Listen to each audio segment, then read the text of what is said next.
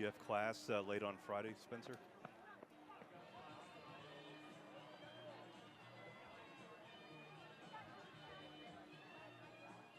So you're able to get out of town as soon as next Friday's class is over?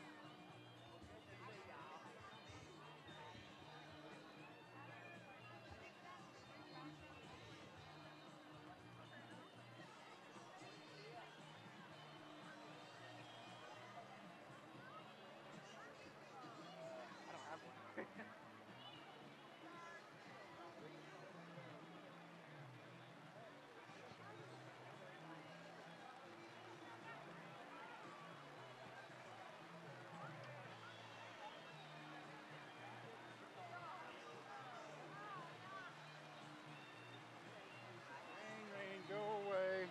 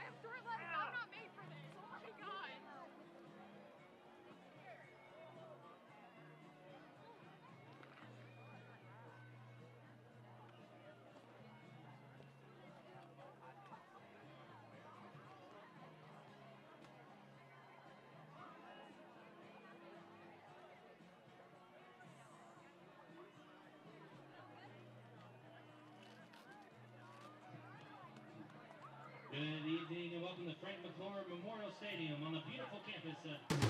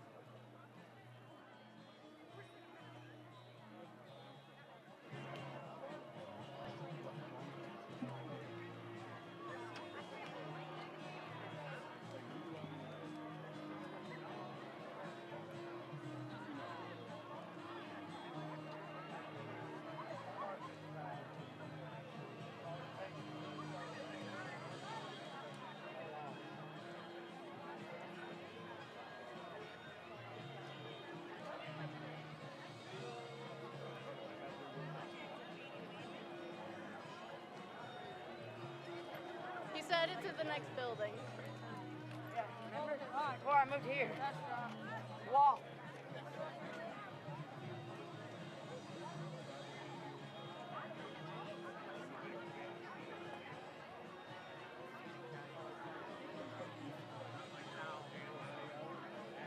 All right, and welcome, Panther fans, to Hiawassee, Georgia, where we kick off the Battle of 76. It's Week 3 football, and we are glad that you are with us here at WJRB 95.1 FM.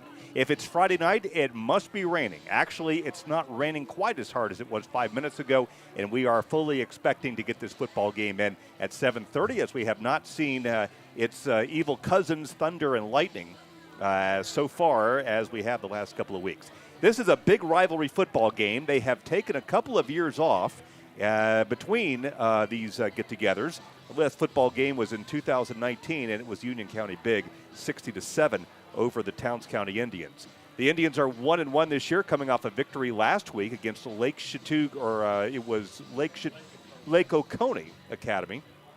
And the Union County Panthers are 1-1 after a thrilling victory in Week 1 over Fannin, but a disappointing loss last week against Lumpkin County. So 1-1 versus 1-1, and of course it's going to be a great crowd. You can see the brilliant blue of the Towns County fans starting to fill these really nice chair back seats, and the Panthers fans sitting on hard Wrigley Field concrete, trying to find a space as the rain continues to drizzle, but it's not so bad. And the teams now have cleared the field, and we are 21 minutes away from football. Jeff Batten is my name. I'm the voice of the Panthers, and Spencer Mathis is with me too, and he'll join us in the next segment as we talk about Towns County, their season so far, some of the kids who are doing great things. Union County, as I alluded to, started off brilliantly with a 14-7 victory over Fannin County. That was an upset. And then in Week 2, we expected to have our way with the Lumpkin County Indians because we have. Over the last 2 or 3 opportunities, and Lumpkin had been a down program. And son of a gun, if they didn't run us right out of the building, 28-6, we were never really in it after we gave up a couple of touchdowns early on. We played them even, I guess, for the last 2.5 quarters. But those first 2 touchdown drives from Lumpkin were enough, and we were never able to really stick it into the end zone. Some exciting plays. Had a long touchdown run that was called back. Riff Young took one to the house from 92 yards, and you'll hear Michael Perry's thoughts on that touchdown, or almost touchdown, in just a second. And we got a great catch in the end zone from our big tight end. It was really the first target that he'd had all year long. And that, of course, was Zach Taylor, a junior, pulling in a great touchdown last week. That was our one score. Union General Hospital brings you the Panthers. We're 20 minutes away from kickoff, and it's about this time every week where we get a chance to sit down with Union County head coach Michael Perry and get his thoughts on what we're looking for tonight. Coming off a 28-6 loss to Lumpkin County, the Panthers now falling to 1-1 and getting ready for Towns County and Hiawassee tonight. Looking back at the football game, Michael Perry, were you surprised? Were you disappointed? Were you frustrated? Kind of summarize your emotions coming out of that ball game. I think you covered it all, Jeff. Every one of those emotions definitely felt. But you know what? It's a new week that's over with. We're fixing stuff with our red zone offense, fixing stuff on defense and special teams. Moving forward, and we're excited to play Towns County, who we haven't played in a while. Looking forward to the challenge that presents. Kids are fired up, ready to get going and playing another opponent this week. I mean, if you were just walking into the stadium and not knowing what the score was, you'd look at the 2 teams last week and say these are pretty fairly even teams, but it was some early turnovers. You threw a deep interception on the first drive that kind of hung up in the air a long time. Didn't look like a typical Caden Tanner throw. So that hurt you, and then they stripped the ball right out of your hands. I couldn't quite tell what happened there. Yeah, their linebacker just took the ball from our running back at the end of a run. So that really, those 2 drives that probably we go in and score in the first half, it drastically would have had a different effect on the game, honestly. And we had a stupid penalty blocking somebody in the back on Griffin Young's kickoff return. The block wasn't even necessary. Griff was already by the young man that did it. Just really stupid penalty, but it cost us because that would have been a touchdown as well. Well, you were talking about red zone opportunities and not being able to stuff it in. How do you fix that? Biggest thing is, our offensive line really struggled specifically in that area. We just did some very uncommon things. There was one time we don't even block a defense. The tackle didn't block the defensive end for some reason.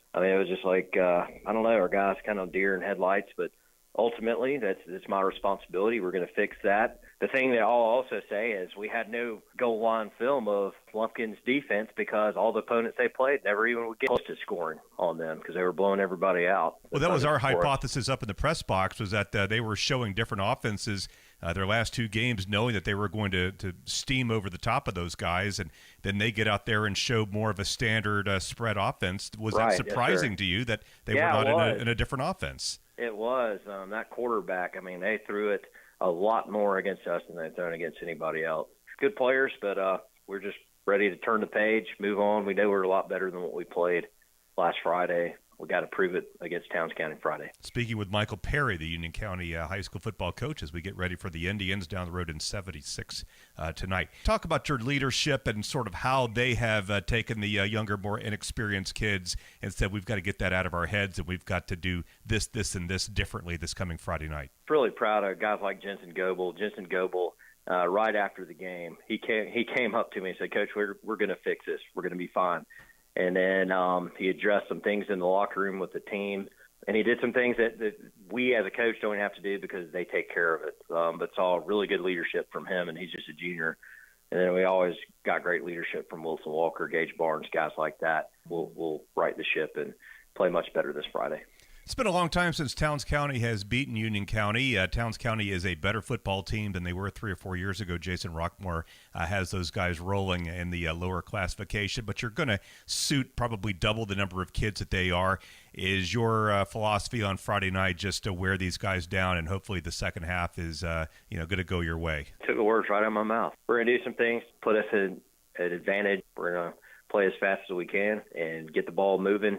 They got a lot of guys that play both ways, obviously. That small of a roster. Biggest thing, we got to go back to fundamentals, blocking and tackling and those type of things. But we're looking forward to the challenge. But, yes, Towns County is much improved than they are in the past. They've got a real number 9, plays linebacker for them, running back. He's a very good player. Yeah, Seth Gillis is an excellent player. All right, well, Michael Perry, we are rooting for you. Now, all of you out there listening in Towns County, please understand, we carry the Panthers. Don't be mad at us. This is what we do. So we're rooting for a great football game where nobody is hurt, and hopefully the Panthers win it in a very fun and great sportsmanlike fashion. And Michael Perry, thanks again for speaking with us, and good luck tonight. Yes, sir. Thank you, Jeff, for all you do for us. Thank you, NOTC.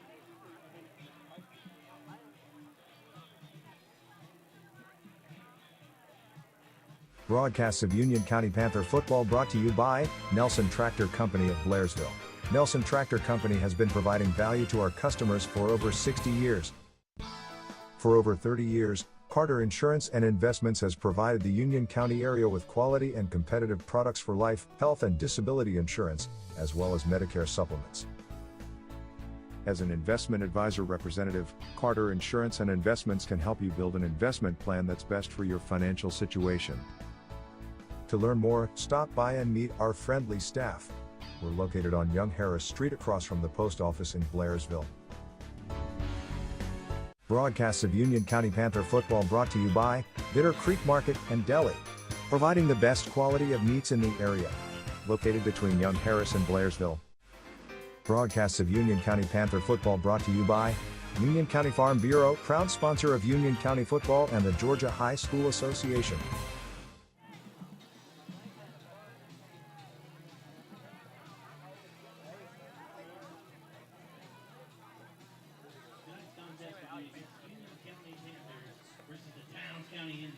For years, your source for sales, parts, accessories, and service for golf carts has been North Georgia Golf Carts. Now they're at a new, more convenient location. Owner Rick Goddard and staff are there to assist you with all your golf cart needs. They sell and service all types of golf carts, from E-Z-Go to Club Car to Yamaha. And they provide pickup and delivery for any service work. That's North Georgia Golf Carts, now located east of Young Harris near the intersection of U.S. Highway 76 and State Highway 17 North. Get your prescriptions filled in minutes at Brasstown Pharmacy Drug and Gun in Blairsville. Flu shots, the PCR COVID test, regular COVID test, or antibody test today. Brasstown Pharmacy is your go-to pharmacy for curbside pickup, personalized compounded medications, and more. And we're loaded with a full line of firearms, ammo, and gifts. Brasstown Pharmacy Drug and Gun is the best bang for your buck behind McDonald's in Blairsville. Call or text 706-745-2303.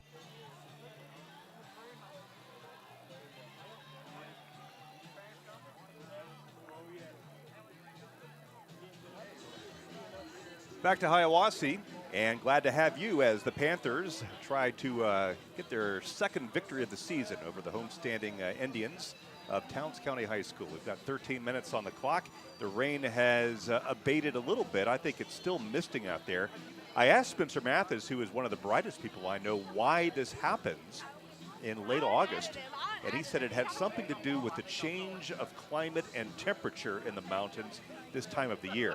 I will say that he wasn't very confident in his answer, but I went with it, and it definitely rung true in that we've had weather problems the last 2 weeks. We've had lightning delays, both in week 1 and week 2, but we have not heard anything resembling a thunderclap since we've hooked up here about an hour or so ago. We are hearing some good Bon Jovi in the background, which is much better than, anyway, I'm digressing down the rabbit hole here about my personal taste in music. Spencer, let's talk about the Towns County Indians coming off a Lake Oconee victory last week. That's not a GHSA school, but it is a win nonetheless. They lost in week 1, 13-12 to Hayesville. They're probably bigger rival than maybe even Union County is if you really ask the fans here what they think. Tell me what Towns County is looking to do tonight and who's going to do it. Yeah, Towns County so far this season, 1-1. They're going to be a team that's going to want to run the ball versus Union County, and I think that that's going to be in Union County's favor. I spoke to Elijah Helton earlier this week, and he said that he loves to stop the run over the pass. So for Union County, I think they're going to be looking good on the defensive front, but Towns County is going to try and run it all night long, especially if it continues to rain. Right now, it doesn't look too bad. Last week, Towns County ran for 257 yards, and most of those yards coming from their running back, Seth Gillis, who is one of their best players on the offensive and defensive side of the ball. Well, your brother, Chris Mathis, our sports director, is in charge of the Athlete of the Week segment every week, and I give him a hard time because he picks Seth Gillis most all the time when it comes to Towns County, and it's a good reason. The kid is a great athlete. Yeah, Seth Gillis last week, I mean, he had over 100 yards rushing. He had 16 tackles, half a sack, a couple of pass deflections. I mean, this guy is a very good player for Towns County, and he's going to be a key factor for them tonight. Well, you heard Michael Perry in the pregame talk about how he's aware of the roster disparity. We are going to dress double the kids that Towns County does. We're a double-A school. They're a single-A school, so that only makes sense. Their starters are good football players. Whether or not they've got the stamina to crank it out for 60 minutes, we'll know in a couple of hours. Let's get back to the Union County side of things, and you picked a couple of deserving kids to talk to this week, Elijah Haynes and also Connor Shucknuck. Before we play the interview that you had with the kids, tell us why those guys are special in your mind. Well, I think Connor Shucknuck's a very good number 1 or number 2 back, depending on how Union County looks at it. So far this season, both running backs have really split carries, no true starter. But, I mean, he had a 75-yard catch last week versus Lumpkin County on a pass that you and I thought was picked off and going the other way. He somehow ran 75 yards down the field with the ball in his hand. And then Elijah Helton, a very good linebacker for Union County. Last week was his first game starting on the season. He said he felt great. And I think he's probably a top 2 Union County defender if I had to pick a top 3 or maybe even number 1. All right, well, let's take a listen to your conversation with those two guys, and as we get a little bit closer to kickoff here in week 3. Spencer Mathis alongside senior linebacker Elijah Helton. Elijah, talk about your familiarity with the squad going into your senior season here at Union County. Well, me and Gage, we're both seniors. You know, we've been playing for 3 years, both of us. Both feel pretty confident. We're in there. We make tackles. We get the ball. And Cooper and Lester, they're both reliable, you know, reliable juniors. They do their job. They make tackles. They make plays. So I'm very comfortable right now. Elijah, you had 13 tackles, 3 tackles for loss in their first game playing this season. Talk about what aspect of your game you think you're most comfortable in, whether it be the pass or the run, whichever. Definitely playing the run, 100%. I mean, I'm very good at fitting gaps. I'm good at reading the play, and I need to work on my pass drop more, actually, but we've only been playing, you know, wing T teams, so we'll see when we come up against a good Q that can really throw the ball on us. We'll find out. So the Helton brothers have played a pretty prominent role over the last couple of years for Union County. Talk about what it's like to play alongside your brother, Noah Helton. It's awesome. I mean, Noah's one of the best tackles I've ever seen. He's he gets after it, and we make plays, and it's just fun, you know. It's a fun time. What have you guys worked on the most going into Towns County for this Friday night game tonight? Playing the fold. They like to do a lot of stuff off the wham backs. So playing the fold, playing the stretch, especially corners and DBs, you know, not giving too much cushion up, not letting them get them easy hitches. You know, everything. We've been playing hard, you know, pursuit, getting to the ball because, you know, big loss. Have to come out strong. You know, we've been really working on everything, you know.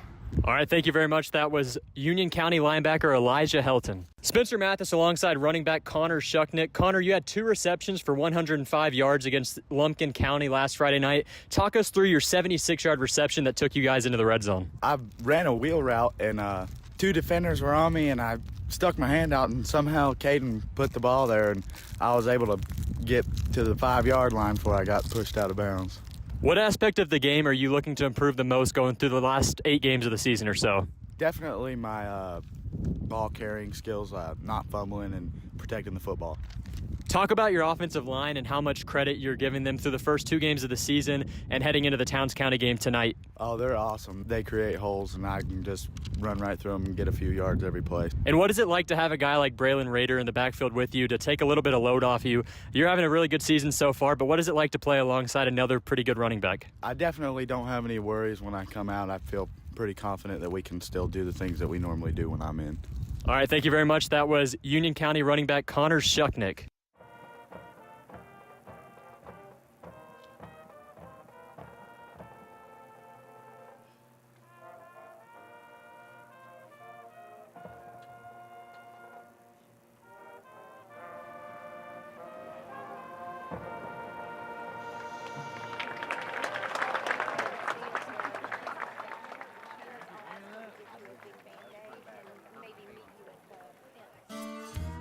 For years, Bitter Creek Market has been the best little market in the mountains. Now they're even bigger and better with additional room for specialty foods, vegetables and frozen foods. But don't worry, Bitter Creek Market still has the best selection of quality meats in the area. Their professional butchers prepare the best cuts of meats daily right on site, and Bitter Creek Market grinds their own sausage using only quality cuts of meat. For the gourmet cook, Bitter Creek Market has a wide selection of high-quality food items. And don't forget Bitter Creek Market's deli. Stop by for freshly made sub sandwiches and pork barbecue smoked right on site. They even have homemade potato salad. And they have picnic tables by the creek for your dining convenience. Bitter Creek Market is open Monday through Saturday. Come by and see the friendly staff today. Bitter Creek Market, the best little market in the mountains.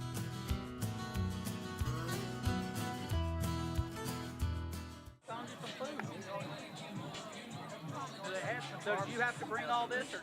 Union County Panther football broadcast brought to you by Carter Insurance and Investments in Blairsville. Serving the area for over 30 years. Best of luck to the Panthers. When you combine quality products, excellent customer service, and the best prices in the area, the result is Hemp Hill Vinyl Siding and Metal Roofing. In business since 1963, Hemp Hill Vinyl Siding and Metal Roofing has served the surrounding area with a variety of home improvement supplies. Everything from vinyl siding in many colors, trim pieces, shutters, soffits, vents, and accessories. Hemp Hill Vinyl Siding and Metal Roofing, located west of Blairsville on Highway 515. Union County football is brought to you by Joyce S. Kemp, DMD. Providing family and cosmetic dentistry to the Blairsville area. Best of luck, Purple Swarm. Broadcasts of Union County Panther football brought to you by North Georgia Golf Carts. Providing a full range of sales, accessories, service, and parts.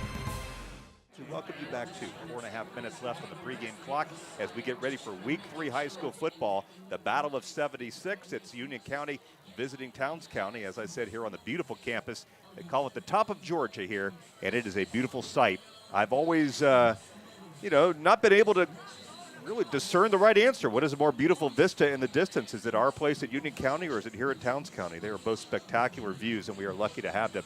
As the rain has started to melt away and starting to clear off a little bit, we still got some sunshine here at 7:25 as we get ready for this football game, and the crowd continues to file in. Got people of all ages. You've got grandparents. You've got parents. You've got high school-age kids. You've got little kids who dream of being high school players one day, and it's an exciting football game because we haven't seen towns in Union County here get together since 2019. Spencer, handicap this ball game for me here. Give me an idea of what we're looking for and what you think will happen. For Union County, I want to see them run the ball a little bit more this week. So far this season, they've ran the ball 50 times for a combined 103 yards. They're averaging just over 2 yards a carry. So I'm going to want to see the offensive line get a bit more of a push in this game and maybe get the ball moving early on in this game. But last week, you go back to the 2 turnovers on the first 2 drives for Union County, and that really was the killer that we pointed back to at the end of the game. I mean, the second half was a pretty close, contested game, but Union County ended up getting beat by 22 against Lumpkin County. Well, you heard Michael Perry talk about failure to capitalize in the red zone, and that was a key part of his preparation for this week. And, you know, you got to give Lumpkin credit for that. Their defense was good. They kept us to 6 points. We're not a bad offensive team, but what do you do, you know, to score when you're on the 4-yard line? I don't know that comes down to anything more than just executing and making better blocks. Yeah, and I went back and watched the first offensive red zone drive for Union County, and there was one play where an offensive lineman didn't identify the key player and let him straight through for a sack that ended up putting Union County back 20 yards. So the offensive line has got to play better tonight for Union County, and I think they're going to step up to the plate here. Well, we got the captains out on the field. You've got Wilson Walker, Gage Barnes, and, of course, our other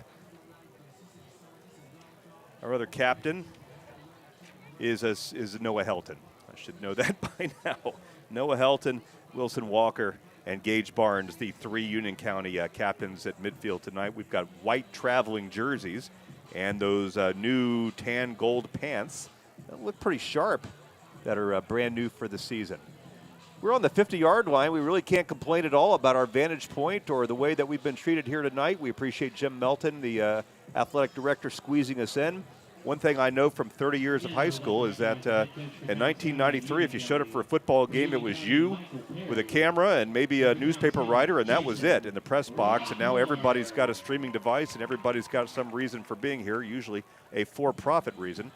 And it has made things more congested in the press box for sure over the last 30 years.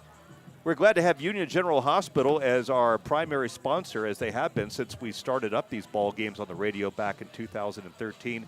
Thank you to Leslie Daniel, the administrator there, for making this happen. Also want to thank 2 other members of our broadcast team. Garland Johnson back in Young Harris, who is keeping the feed going, and by all accounts has done a masterful job so far. And also John Moon at Ridgeline Television, ridgelinetv.net. If you want to watch the ball game tomorrow, he'll be up and at 'em and uploading the video onto his server, and you can watch this ball game and listen to us while you're doing it. 95.1 is proud to be the exclusive voice of Union County football, and we have been for 10 years now. All right, so they are done with the coin toss, and we're getting ready to play this football game. We're just 20 seconds away and ready for teams to run out on the field. I see the Panther banner. I don't know where the Towns kids are going to run in, Spencer. I think they run out of the helmet over there at the Oh, of course they do. Okay, I just missed that whole thing. So let's get ready for Panther football, as the banner should be shattered to pieces at any time now, and a beautiful picture of a Panther that the cheerleaders and the artistic people at the high school have put together this week. They always do a great job. Got smoke rising from behind the banner. I have a feeling we're ready to bust through that thing at any moment, and here they come. Introducing the Union County Panthers. And here come the Towns County Indians.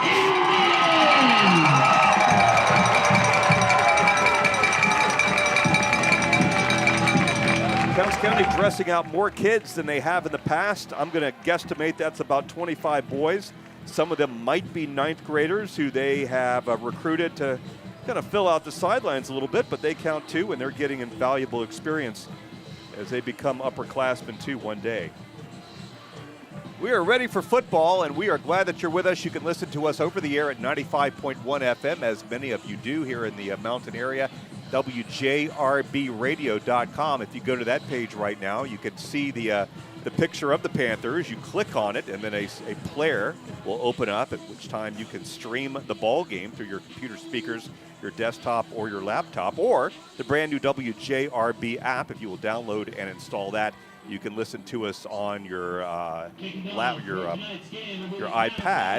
your iPhone, or connected device. All right, getting ready to go.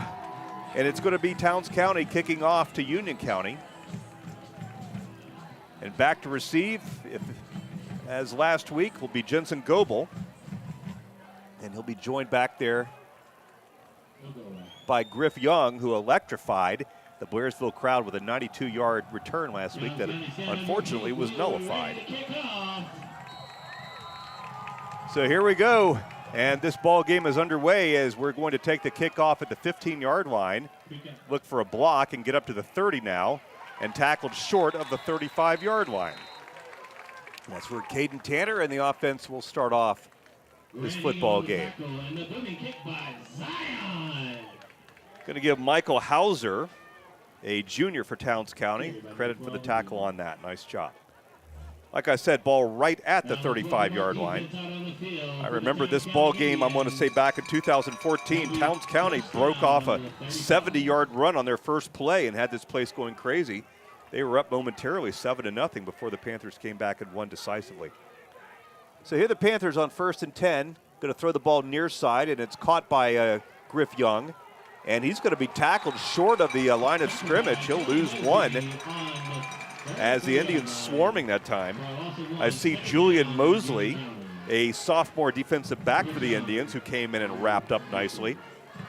Panthers don't throw a lot of balls over the middle. Sometimes you'll see a slant, but most of the time, Spencer, it's a little down the line of scrimmage screen.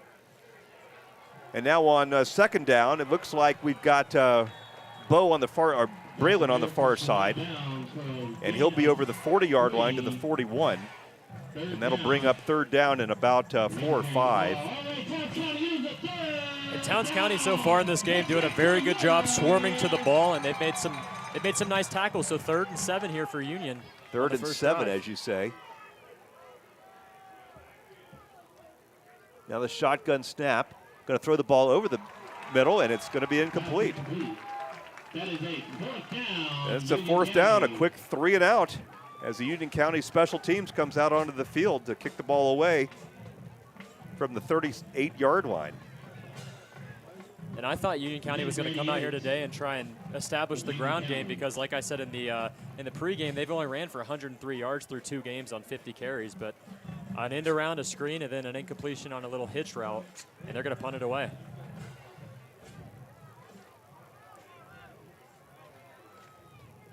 Towns County all the way back at the 20-yard line awaiting the punt, and it's a good line drive that'll be taken at the 17-yard line and fair caught by Towns County. John Dockery with a fair catch, and the Towns County Indians will be That's John Dockery, a senior for Towns County. Might have had a chance to break off 5 or 7 there, but that ball is kind of wet. I'm sure he just wanted to look it in. And Wilson Walker for Union County has done a great job punting this season. He's put the opposing team in pretty bad field position every single punt he's had. You're absolutely right about that. He had a great game against Lumpkin last week. I just wish we weren't seeing him on the field as a punter quite as often as we are. Connor Chastain is the starting quarterback for Towns County.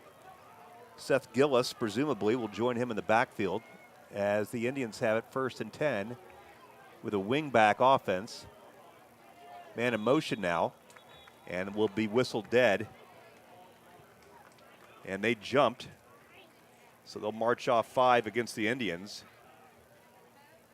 The weather is definitely cleared. It looks like, or hopefully, the worst of it is behind us, as it was raining pretty solidly 30 minutes ago. false start on the offense. But it looks great out there now. 5 yards, 1st and 10.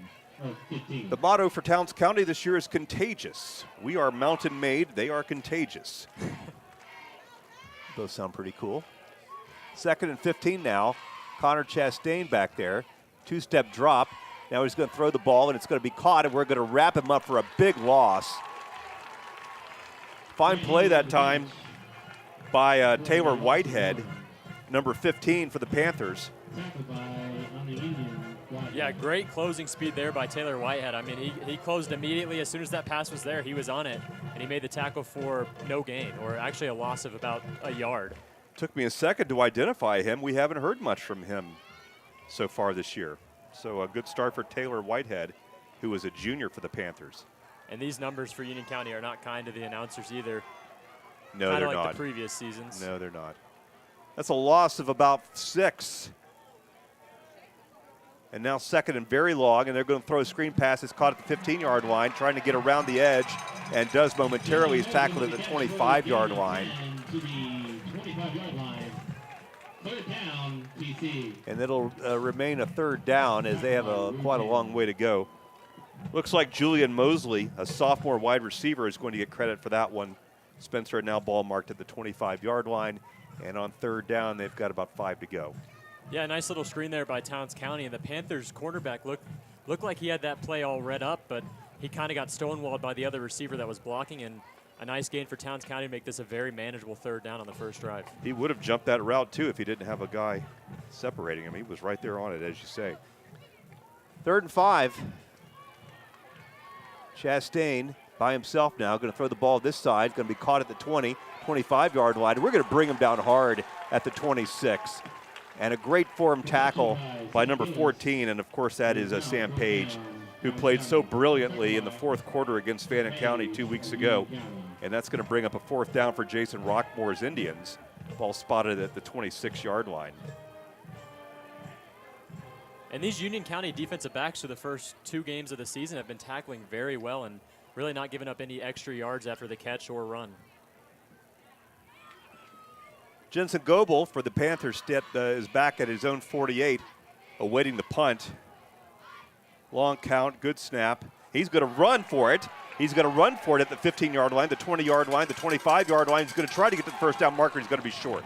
I don't know if that was a designed fake, but it did not work for Towns County. And now Michael Perry's Panthers are going to take the ball over 1st and 10 inside their own 30, inside the Towns County 30-yard line. Wow, one day we'll know.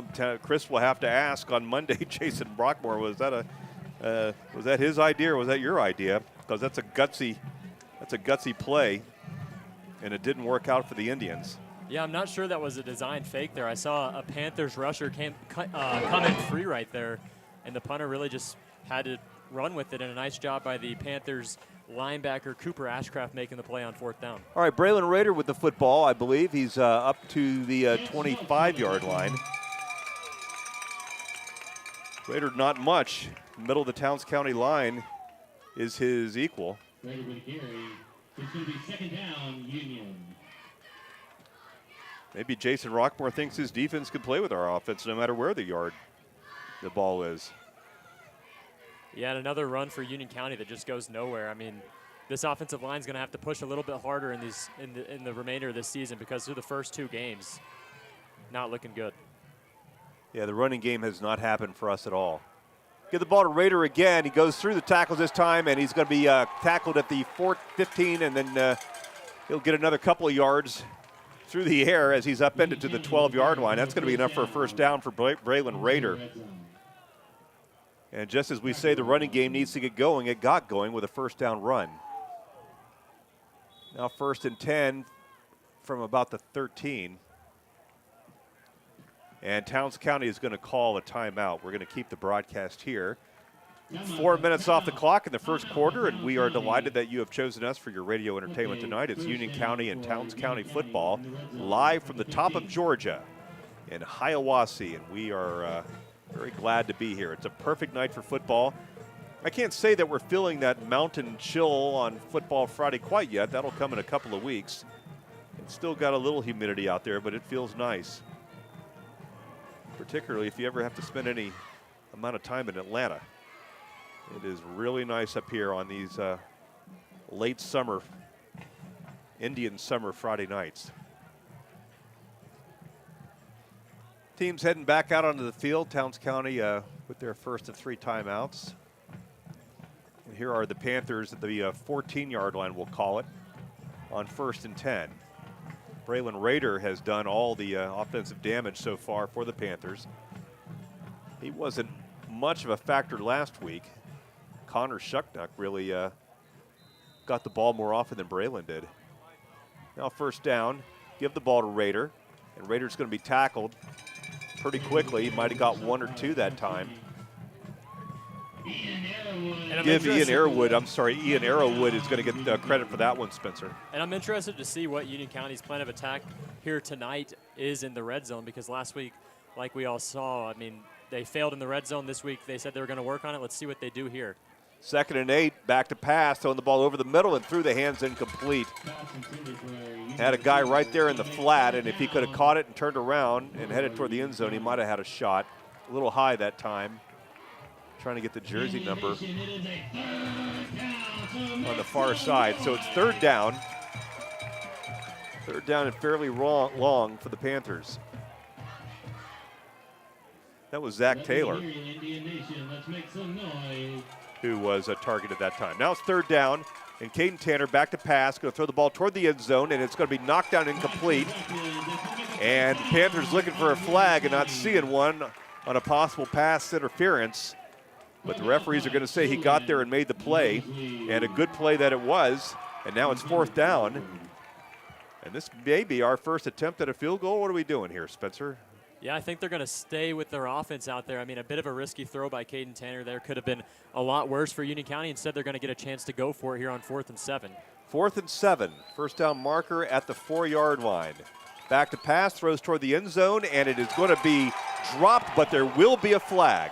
They are going to call pass interference that time, as Griff Young was targeted.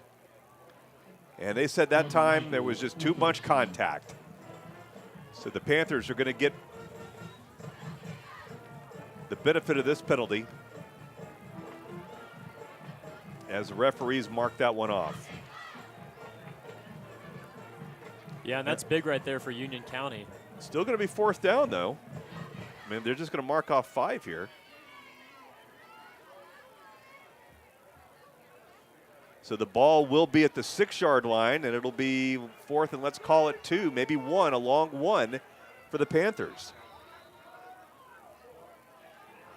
4th down and 1, big play early in the game. Now going to give the ball to Rader, and Rader squirts, and Rader's going to find first down yardage.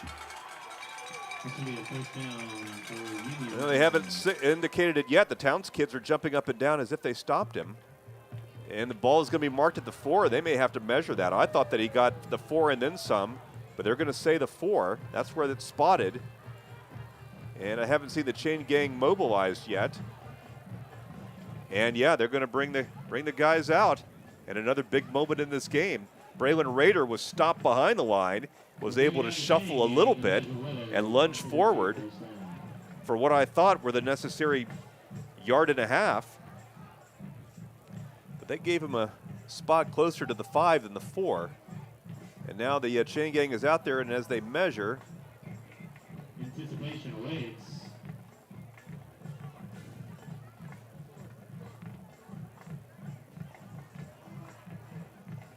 and everybody waiting to see. It's a first down. And it's a first down by just a little bit. He got just enough, Braylon Rader. And now it's 1st and goal from the 4 as the Panthers look to get into the end zone for the first time tonight in this early first quarter. This is the Panthers' first drive. Indians playing stout, but we got enough. Now shotgun and give the ball, and I think we're into the end zone, and yes, we are. Touchdown. Panther touchdown. We got right over the goal line. I couldn't see if that was Rader or Connor. Yeah, that was Connor Shucknick right there, and that's exactly what we wanted to see out of this Panthers offensive line, a good push, and on the last 2 plays, granted, I mean, both of the running backs displayed great patience on those 2 runs, especially Braylon Rader on the 4th and 1, but nice job by the Panthers offensive line pushing it into the end zone, and Connor Shucknick gets the touchdown. 6-0 Panthers with the extra point pending. As we await that. The kick is up. And it's good. 7-0 Panthers on the extra point by Ethan McBride, and we're back in just a second on WJRB 95.1. Broadcasts of Union County Panther football brought to you by Hemphill Vinyl Siding and Metal Roofing in Blairsville, proud sponsors of the Union County Panthers. If you've got a nagging sports injury, then Union General Orthopedics and Sports Medicine is ready to get you back on the field. Dr. Jacob Sturton, Dr. Ronald McBeth, and physician assistants Brian Haas and David Zollinger are currently accepting new patients at their office. They can help with everything from a sports injury to knee or shoulder pain. If you want to get back to living and being active, call Union General Orthopedics and Sports Medicine at 706-439-6858. Broadcasts of Union County Panther football brought to you by Leon's Floors, located in Blairsville, offering sales and installation of carpet, vinyl, hardwood, and tile flooring. Union County football is brought to you by the North Georgia News, providing news and sports coverage to Union County for over 100 years. Go Panthers! Just in time for the kickoff, and we're going to take the ball at the 17-yard, or they're going to take the ball at the 17-yard line, and he's got a head of steam, and he's up over the 30 to the 32-yard line as the rain resumes here in Hiawassee. Jeff Batten, Spencer Mathis, Garland Johnson, and John Moon with you tonight here in the Battle of 76. It's been since 2019 since these teams have squared off, and Union County has been the victor. I want to say that in the late 2000s, Towns County won one of these games. They have won once in the last 20 years, but that is it, as it's been Union County, and it shouldn't surprise anybody. It's a bigger classification school, and they've got more kids out there, and bigger kids at that. But the Towns County kids are always been pretty good athletes. Looks like they're going to have a pretty good Class A season, or at least we hope they do. So here's Connor Chastain as the rain starts to come down hard. And now we're going to throw the ball in the flat, and it's going to be dropped. And it's going to be tough to catch footballs out there, as Grant Ingram just found out. He didn't have a real good chance, Spencer, catching that one, as the ball just floated out of the hands of Connor. And he was lucky that that ball didn't get popped up in the air, and we took it to the house. Yeah, and the thing for Towns County right there is I think they already had the play decided before the rain started coming down like it is right now. This is looking a lot like last week for Union County versus Lumpkin. This rain is coming down hard, and I think both offenses are going to switch to the run a lot more here in this game. This is the hardest rain we've seen all year, and it just happened in the last 30 seconds. Wow, look at that rain coming out there. 2nd and 10 now for Connor Chastain. Got to figure out how to move the football in this monsoon. Going to give the ball to the up back, and he's going to be hit quickly over the middle that time by the front, by the middle of the defensive line. Seth Gillis, I believe, that time, and he's going to be stopped by Gage Barnes. Also going to be hit by Elijah Haynes, big 99, who we got a chance to listen to in the pregame. He's a eloquent kid. Yeah, and this is going to be a huge test for the Panthers linebacking core and the Panthers offensive line on the offensive side of the ball, because there should be a lot more running in this game between these two teams combined. The Panthers like to stop the run, but so far through the first 2 games of the season, they haven't blocked well for it. All right, 3rd and 8 as we hit the halfway point in the first quarter, 7-0 Union County. And now we've got a big rush on Chastain. They're going to throw the ball up in the air. It's going to be caught at the 38-40-yard line, and he's got some running room, and he's going to be pushed out of bounds after the 35-yard line. Oh, my goodness gracious. Towns County got a great catch from Seth Gillis. Ball kind of floated in the air, and it was like a pass that just threaded the needle almost. You got a couple of Panther guys around it, and somehow Gillis came down with it, and by that time, it took a defensive back to chase him down, or a linebacker who was fleet of foot. So Seth Gillis has the Indians now in Panther territory with the ball at the 34-yard line of Union as they try to match this score that the Panthers put up on the board a couple minutes ago. As the rain has settled down a little bit from where it was 45 seconds ago. And now Chastain going to throw the ball in the flat. It's up, and it is going to be caught. It is caught acrobatically on the far side of the field. Quite a catch that time for the Indians. And that's number 5, Julian Mosley, who went up with his man, came down with it. And now the Indians are deep in their red zone. with the ball marked at the 10-yard line. How about that? Yeah, back-to-back really big plays for Towns County. Going back to the previous play, a Panthers cornerback had that one read, but the pass rush didn't get in time, and the cornerback let him go a little bit far behind him. That time just a great catch by Julian Mosley. Julian Mosley, well done. 1st and 10. Now a design keeper sneak by Chastain, and he's going to be wrapped up quickly for a loss. That's a solo tackle. I believe we're going to get Gage Barnes credit for that one. Big 35 coming in and making a shoestring grab. Held on and threw him right down. Loss at 2 for the Indians. Bring up 2nd and goal.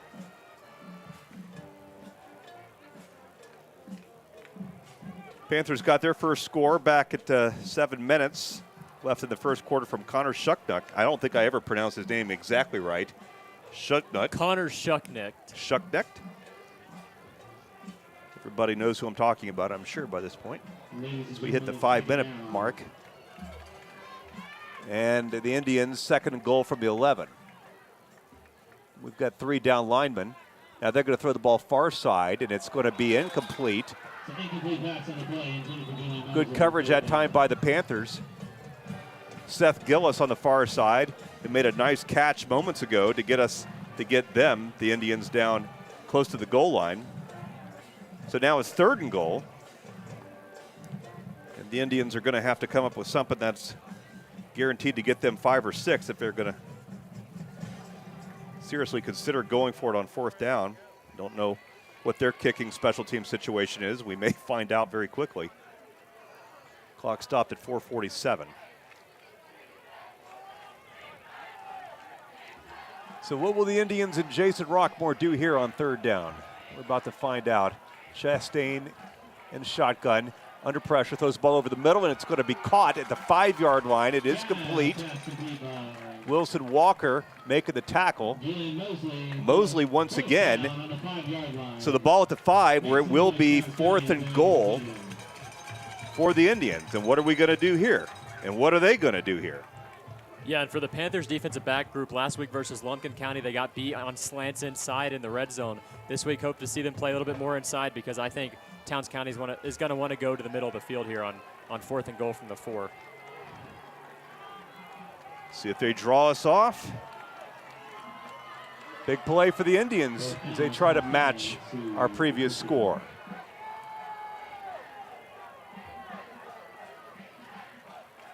Long count.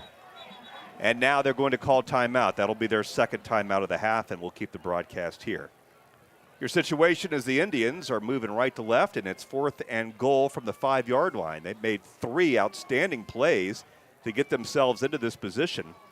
And really, Spencer, when you've got a team that's only got half the number of kids that the other team does, you really have to make plays. I mean, you have to execute, and by that means making a special catch when you have to make a special catch. Yeah, nice plays on this drive so far by Seth Gillis and then the receiver Julian Mosley.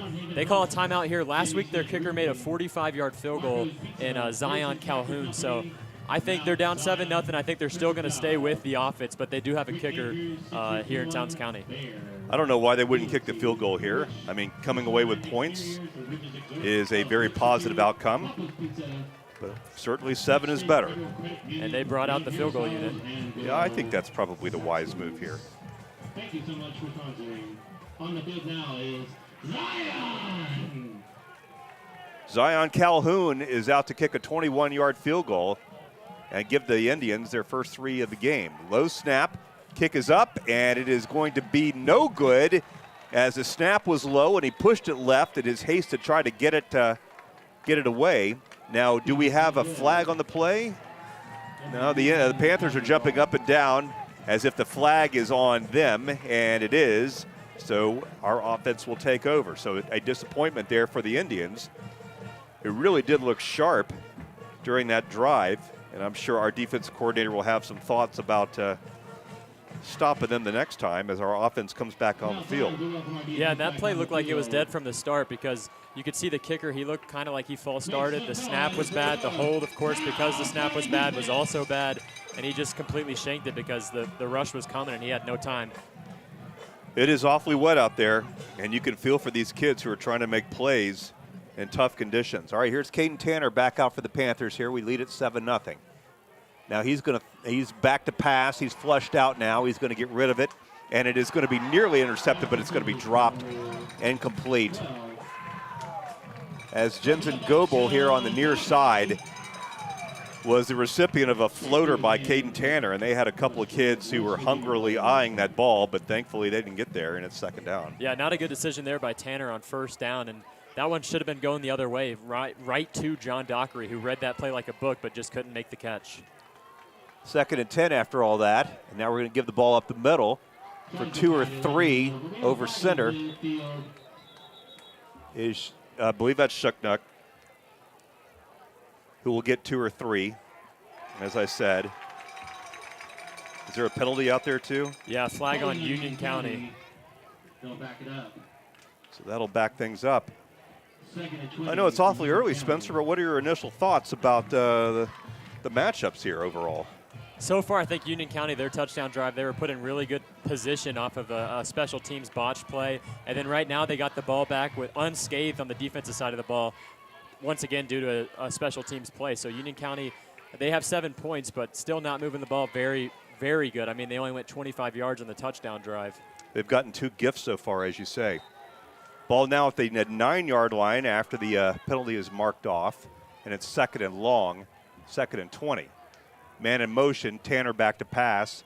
Going to throw the ball over the middle, going to throw it long, and it's going to be over everybody's head, incomplete.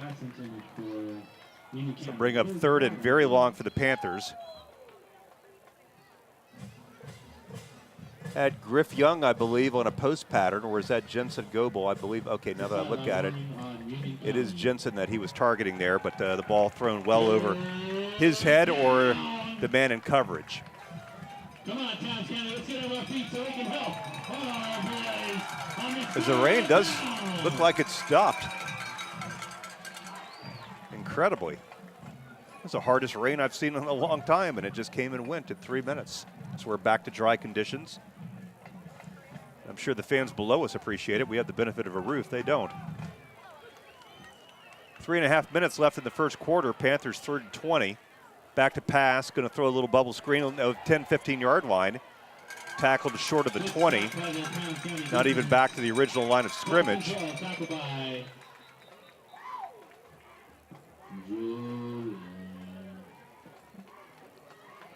I think another flag was thrown. There's a flag on the play. So what are we looking at here? It looks like Towns County's backing up. So we got a face mask against the Indians. I don't think that'll be enough to get us the first down, but certainly a lot closer.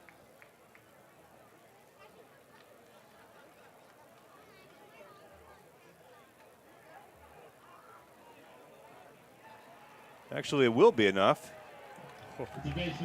That's a 15-yarder. Wow, that's a huge fundamental mistake there by the Towns County defense, because they had that play dead immediately, and that would have forced a punt out of the Union County punter Wilson Walker, but instead, Panthers live to play another down, 1st and 10. Ball at the 33, and now a little end around. Looking for a block as Jensen Goebel is going to cut back. He gets another block, and he's at the 40 to 45-yard line. Turns nothing into something. And a nice athletic play from Jensen, who's really been one of our best playmakers of the year. Tackled that time by number 20, John Dockery, who's holding his midsection as if he was hitting a terrible place. But he's got to keep going. So 1st down now, and a couple of yards, maybe a yard over the line of scrimmage is our running back as they unpile. Seth Gillis on the play. Connor again, the ball carrier. They give him 2, 2nd and 8.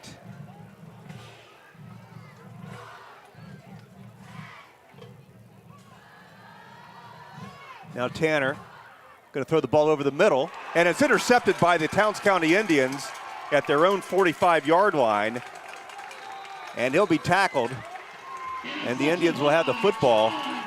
And John Dockery is having a great start to this football game as he comes away with an interception off of Caden Tanner with 2 minutes and 22 seconds left in the quarter. Yeah, and he got that one back earlier on in this exact same drive. He nearly had an interception along the right sideline there. He gets it on a drop pass by a Union County receiver. So turnover for Union County. And that one, you got to feel bad for Caden Tanner. He didn't deserve an interception right there. Threw the ball over the middle.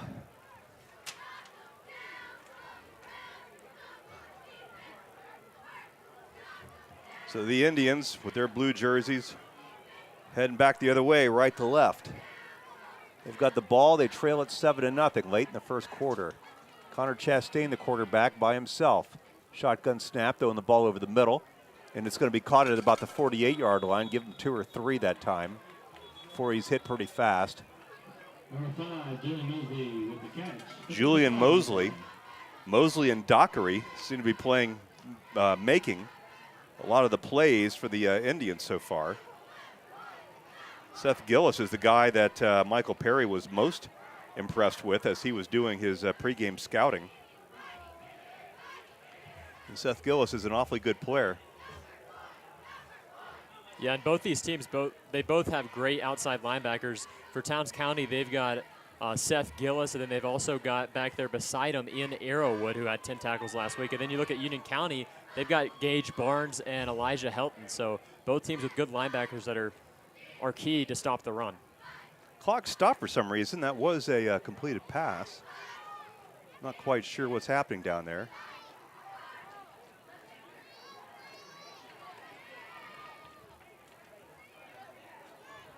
The referee now walking over to the Union sideline. You know what's going on, Spencer? Well, at the start of the play, I saw a flag thrown around the 40-yard line, but it kind of looks like they're just...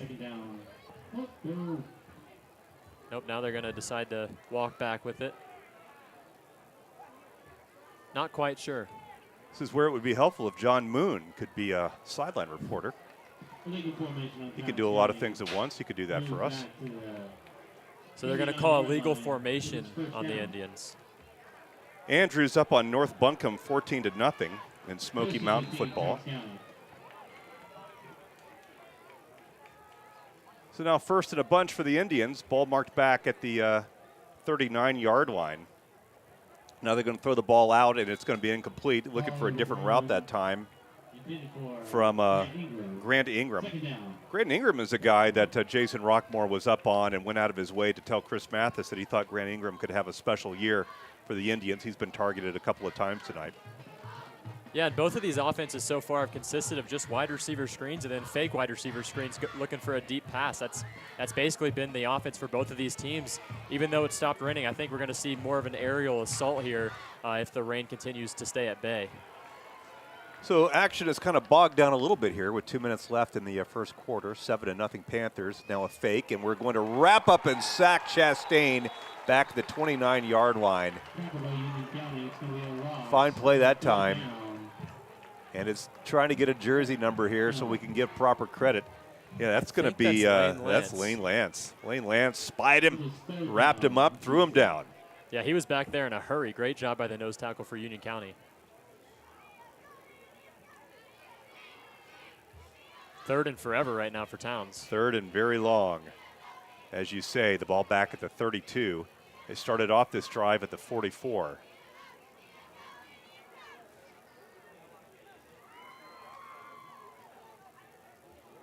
A lot of clouds, but the rain has stopped, hopefully for the duration.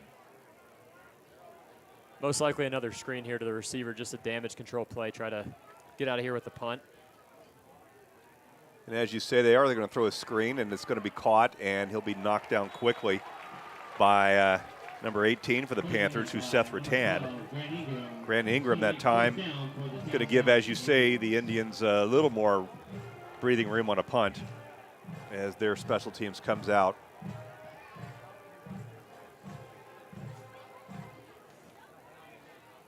Getting down into the final seconds of the first quarter. Panthers lead at 7-0 with 30 seconds left. Indians in no hurry at all. Jensen Goebel back at the 38.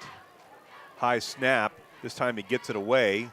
And a good high punt will be fair caught at the 35-yard line with 20 seconds left. I think Jason Rockmore probably told his punter that time, we do want you to kick this ball.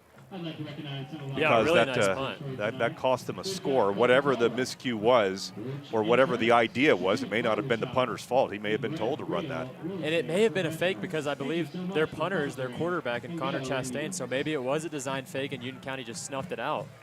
But a good punt there under duress. All right, so the Panthers out for potentially one more play in the first quarter.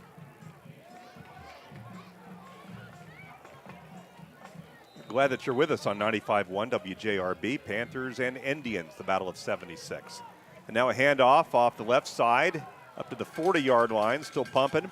Got a late flag coming in. Ian Arrowwood on the tackle.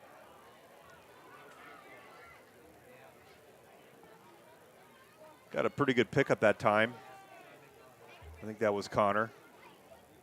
Yeah, good run for Union. I guess they called an unnecessary roughness penalty on Towns County, or face mask again. So Towns County has been bit by 2 face mask penalties in the previous 2 drives, and Union County's getting 3 first downs out of them. I tell you, if the Indians could eliminate half of their problems so far, their intangible problems, they'd probably be winning this game. Yeah, they're playing neck and neck with Union County right now. They really are. There is no clear advantage in the line of scrimmage play. All right, now give this ball to Rader, running his head down, and he's still on his feet, and he's going to be wrapped up behind the line of scrimmage. And the Indians are going to send us into the first quarter break on a good defensive effort. It's anybody's ball game early on, 7-0. Panthers over the Indians, back in 60 seconds on WJRB. Locally owned since 1980, Leon's Flooring is your full-service flooring store with the largest showroom in the area, guaranteed to save you money with over 50 years of total sales experience. The folks at Leon's Flooring are experts in ceramic tile, carpet, hardwoods, and vinyl, located at 568 Murphy Highway in Blairsville, next to the Mexican restaurant and across from Mike's Seafood. Leon's Flooring, call them today at 706-745-9433. Oh, and by the way, say hello to Diesel while you're there. Check out North Georgia Water Sports in Blairsville for all of your watercraft wants and needs. Offering inventory loaded with new and used watercraft, including Avalon, Tahoe, Tracker, and Sun Tracker boats. Whatever you want, they got. North Georgia Water Sports also offers a service department with highly trained technicians during all business hours. Don't forget to winterize your boat at North Georgia Water Sports. Call 706-835-1222. Visit NorthGeorgiaWatersports.com or stop by 2132 Murphy Highway in Blairsville. Is the Panthers traveling to Armucci next week? Hopefully they'll be 2-1 when we get out there to Rome. Spencer Mathis will be on the call next week. And now we start up quarter number 2 with the Panthers with the football at their own 44-yard line. 2nd and 11. Shotgun snap up the middle this time. It looks like that's Connor to the 48. So bring up 3rd down. Number 72, Walker Underwood, a junior defensive lineman, going to get credit on that tackle. You can watch this game tomorrow on RidgelineTV.net, or you can go to the YouTube channel, Ridgeline TV, and feast your eyes on this football game and our commentary too. 3rd down now. Tanner back to pass, going to go long. He's got a man, and it's caught at the 15, the 10, the 5, and that's a touchdown, Union County. Long pass and catch for the Panthers, and that's going to make it 13-0. A fine throw, a fine catch. And who is that out there? Is that Jensen Goebel? Jensen Goebel. 51 yards, we'll call it, as the Panthers give themselves a breathing room. He had one-on-one coverage. Yeah, just a post pattern route there for Union County, and the play action worked well off of that play. I saw a cornerback that was on Jensen Goebel bite down just a little bit, and that bit of hesitation ended up putting Jensen Goebel in the end zone. Ethan McBride out for the extra point. It's good, and it's 14-0 Union County, barely into the second quarter. Back in 60 seconds on the voice of the Panthers, WJRB. Constantly challenging ourselves as a college means more learning opportunities, better teaching, more innovative programs, greener facilities, a stronger community, and happier students. Every choice we've made reinforces our mission to help educate, inspire, and empower you. Young Harris College. This is the place where your future unfolds. Spry Family Dry Cleaners in Blairsville specializes in deep cleaning and efficiency. Not only do they take the basics, but they also work with rugs, comforters, draperies, and other household items. Now featuring a drive-through for contactless pickup and drop-off. Not to mention a wash, dry, and fold service. Drop it off. When you pick it up, it'll be folded, sorted, and bagged. Spry Family Dry Cleaners, cleaning up our community one garment at a time. Located in Blairsville at 46 Hunt Martin Street, across from Cochran Funeral Home. Jensen Goebel has given the Panthers a 14-0 edge after a 51-yard catch from Caden Tanner. And now the Indians will take over on the 25-yard line after a short return while we were in the commercial break. And Connor Chastain will see what he can do to get his team back into this ball game. The Indians have played well. They've hurt themselves on miscues and penalties. But they have shown a lot of fight and they've shown a lot of talent. Truth be told, they've probably made more athletic plays than we have. They just haven't been able to capitalize in the way of points. Rain has resumed again, though not as hard as it had been. Ball at the 25 now for Connor Chastain as the Panthers looking to bow up again. They're going to give the ball to Seth Gillis. He's got running room over the 30, 31, 32. And the tackle for Elijah Helton for the Panthers. Yeah, really good burst of speed right there by Seth Gillis. And before that 50-plus yard touchdown pass to Jensen Goebel, I think Towns County may have had more yards in this game because the first offensive drive for Union County in which they scored was only a 25-yarder after a miscue on the punt. Good to know Tim Hunter is out there listening tonight. He turned off the Smokey and the Bandit DVD to listen to the ball game for a little while. We appreciate that, Tim, and hope that you'll tell a friend about the best little radio football broadcast around. Now Chastain going to throw the ball out on the far side and misses his man incomplete. It was intended for Grant Ingram on the far side. And that's going to bring up third down. It's going to make a third down. Heredia there in the action too. Yeah, and Taylor Whitehead in coverage right there. Immediately in his head went for the swat, but he honestly had an opportunity to pick that ball off. But went with the safe swat, so third and about 4. Ball at the 32, first down marker at the 36. Indians need to start making things happen here, as the Panthers are now up 2 scores. Now on third down, throwing the ball, and it's going to be caught at the 40-yard line and still running over the 45 near the 50. It looks like Grant Ingram. And Heredia on the tackle that time for the Panthers, along with number 18 Seth Rutan. And that was a really nice play design there by Towns County. 2 receivers stacked on the right side of the field. They brought the running back in motion along the right side, and you could see the Union County linebacker Cooper Ashcraft follow the running back, leaving the middle of the field basically wide open on a slant. Nice play by Towns. Towns County's skill kids have been as good, really, as a lot of the bigger schools that we've seen here in the first 2 weeks. So a first down for them at their own 49-yard line as they're marching forward. And now Chastain under pressure, evades one man, going to throw the ball and over the head of his intended receiver for a incomplete pass. Stone Chauncey, number 33, is a tight end that got free, and a better pass in stride would probably have led to a touchdown. But a long, loud incompletion brings up second down. Yeah, and the Panthers had a free pass rusher there, and Connor Chastain, the quarterback, did a nice job evading him. And just a tiny bit of an overthrow. Honestly think that the Towns County receiving guy maybe could have ran a little bit more for that, but just a little bit of an overthrow. Would have been a big play.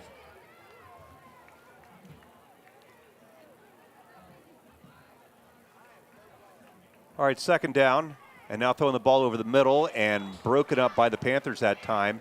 Incomplete. Whitehead on the coverage. Julian Mosley, the intended receiver. Garland Johnson tells me Fannin and Pickens game is at 11:30. Poor Garland believes that's 11:30 tomorrow morning, right after Bugs Bunny is off the air. But I think that's a lightning delay, which will have the game started up at 11:30 tonight. And back here, we've got a 3rd and 10. And before the play can get off, we've got a stop here by the referees. And now we're ready to go. Towns County's got to get to the Panther 41 on 3rd and 10 as we shuffle some kids in and out. Rain still coming down in Hiawassee. Third down, Towns County. Spencer says it's climate change. We don't want to get into politics with Spencer. Now 3rd down. They're going to throw a little wheel route, and it's caught at the 40-yard line, the 35 to 30. We've got one guy that can catch him, and now 2 more guys converge at the 15-yard line. And Towns County is once again in the red zone on a fine throw and catch on the far side of the field.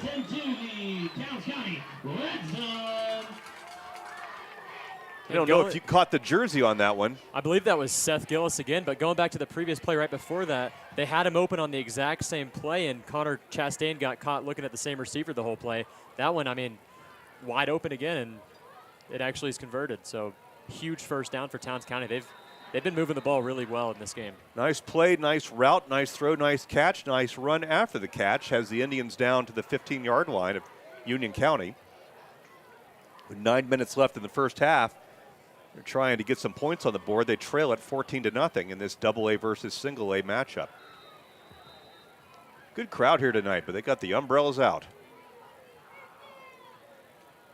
So ball at the 15, and now Chastain's going to keep it himself. He's up the middle. He's hit hard. He's hit hard. He got a couple of yards that time. I want to say Sam Page. Yeah, Sam Page put the wood to Connor Chastain. Nice hit. Didn't even have to wrap up. He just rammed him down, Spencer. Yeah, a huge hit there, and Chastain had a bit of trouble with the snap, immediately ran with, and he got caught looking down and got smacked. Nothing he could do anyway, but huge hit for Union County. Give him credit, though. He moved the ball forward. And held on. And held on. He got 3, depending on where they spotted here. Yeah, about the 12. So give him 3, 2nd and 7. Indians trying to stick it in the end zone here. Now they give the ball to Gillis, and he's at the 10-yard line and still running to the 7. Still on his feet on the far side. Just when you think he goes down, he keeps running, and then you think they got him again, and he's still running. Running tough. The kid is highly acclaimed, and for good reason. Yeah, Gillis has been as advertised so far in this game. He's having a very, very good night for Towns County. Sam Page again. I think I may have given credit to Page when it should have been Elijah Helton on that play before. Some of these Panther dads will get mad at you, Spencer, if you give the wrong jersey name out there. And these jersey numbers are much tougher to see than the home. Yes, they are. Yes, they are. I've complained about that for years, but my complaints get me nowhere. All right, so 3rd and short, and we're going to get him behind the line. That's going to bring up 4th down most likely. We slung him down. Connor Chastain tried it himself. We got behind. We surged in. I want to say Wilson Walker was a part of that one. Yeah, and Elijah Haynes there, the nose tackle for Union County, completely defeated the center for Towns and got in the backfield in a hurry. Nothing. And it looks like maybe the Indians, well, this time it's the Panthers who are going to call the timeout, Spencer. They've got 2 left. Towns has 1 left. Nightfall has fallen on Hiawassee, and it is a great crowd, as you can see by the number of umbrellas out there and the number of ponchos. It's a good gate game. You know what I mean by that? Yeah. These athletic directors are not dummies. They want to make sure that they can play as many of their rivals as possible. We haven't played Hayesville in a little while, and we hadn't played Towns County in a little while, but we play Fannin every year. We were playing Andrews a bunch. Brian Allison, and now that he's not listening to the broadcast anymore, I can say this. He hated going to Andrews because he always felt like that the North Carolina cops were trying to harass him once he got to the game. He had a real paranoia about the North Carolina law enforcement. Really? I think he was half kidding, but he said, I hate to play in North Carolina. I don't know why. I just hate to play over the line. And he refused to play Murphy that whole time. I think that might have been for a different reason. Brian's a friend. I can talk out of school like that. He'd laugh if he heard it. All right, 7 minutes left on the second quarter clock. We lead at 14-0, we meaning Union. We're glad that you're just now joining us here. If you are, Towns County. Make some noise, Indian Nation. See what they're going to do. so here we go on 4th and short for the Indians. A big play in the early part of this ball game. Give the ball up the middle, and I believe he's got it. And he's stumbling toward the goal line. He's going to be, they going to give it to him? No, I think they're going to call that a just short of the goal line as the officials run in. Going to spot that just short, Spencer. No, touchdown. That's a touchdown. They're going to give him the touchdown. Took him about a minute to figure it out, but that's 6 points for the Indians. Seth Gillis on the score. And he moved that pile about 5 or 6 yards on that 4th and 1 play. They decided to run it right up the gut on an inside zone, and Seth Gillis carried some Union County defenders on his back into the end zone. You don't usually see that kind of hesitation on a touchdown call. It's like an umpire waiting 30 seconds to call a ball or a strike. But they finally got together, looked at each other, nodded, and gave him the touchdown. So it's 6 points for Towns County with 6:55 left in the second quarter. And the Indians are back in this game with the PAT coming up. And that one gets off the ground, but just barely, and it's good. 14-7, Union over Towns. We've got a good ball game. Stick with us, and we're back in 60 seconds on the Voice of the Panthers, WJRB Young Harris. Broadcasts of Union County Panther football brought to you by Union County Farm Bureau, proud sponsor of Union County football and the Georgia High School Association. For years, your source for sales, parts, accessories, and service for golf carts has been North Georgia Golf Carts. Now they're at a new, more convenient location. Owner Rick Goddard and staff are there to assist you with all your golf cart needs. They sell and service all types of golf carts, from E-Z-Go to Club Car to Yamaha. And they provide pickup and delivery for any service work. That's North Georgia Golf Carts, now located east of Young Harris near the intersection of U.S. Highway 76 and State Highway 17 North. Union County Panther football broadcast brought to you by Carter Insurance and Investments in Blairsville. Serving the area for over 30 years. Best of luck to the Panthers. Union County football is brought to you by Joyce S. Kim, DMD. Providing family and cosmetic dentistry to the Blairsville area. Best of luck, Purple Swarm.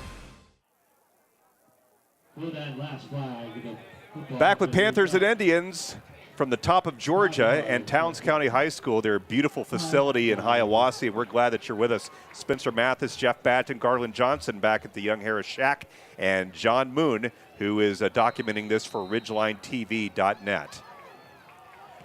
26-0 Andrews over North Buncombe. As the kickoff is going to be whistled dead here. We've got a flag back at the 47-yard line. They encroached, they meaning the Indians, so they'll back that up 5 yards.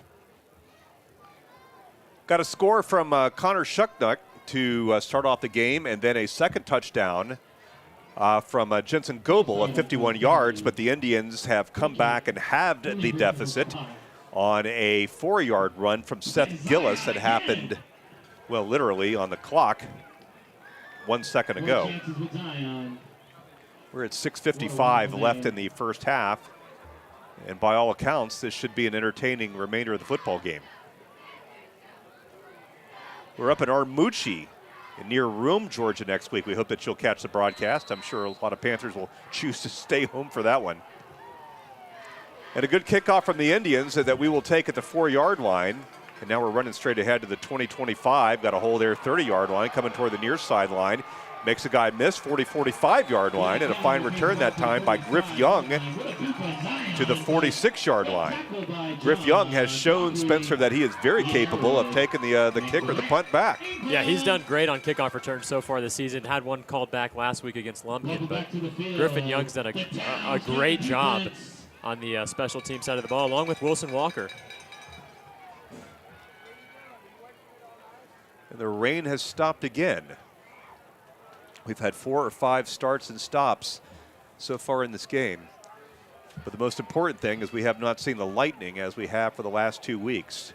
We were delayed 45 minutes in week 1 and about 30 minutes in week 2.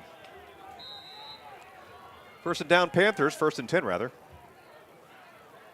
Ball at the 45-yard line of Union. And here's Caden Tanner back to pass with protection, throws the ball over the middle, and it's going to be caught over the 45-yard line, and a good pickup that time for number 22. Ethan McBride. Ethan McBride. That is a first down. And you know, Paul McBride was a great wide receiver in Division VI back in the day. Yeah, I've heard. He showed me his highlights every time I see him. Ball at the 42. And here's Caden Tanner, who's going to be wrapped up for a big loss by the Indians back closer to the 45-yard line. Got a couple of guys there that we'll give credit to. Stone Chauncey, who is a linebacker for Towns. And that'll be a loss of about 3. Bring up second down and long. Yeah, and Seth Gillis once again leading the pack on the defensive side of the ball. 16 tackles for him last week and over 100 rushing yards, and he's on pace to do the same thing today. Panthers are not in a big hurry as they line up and look over to the coaching staff for instructions. And now back to pass Tanner. And Tanner's going to keep it this time. He's back to the 40-yard line, and he's tackled from behind at about the 39. Tanner will get some of that yardage back. Michael Hauser, a linebacker for Towns County, grabbing him from behind. And now 3rd and 7.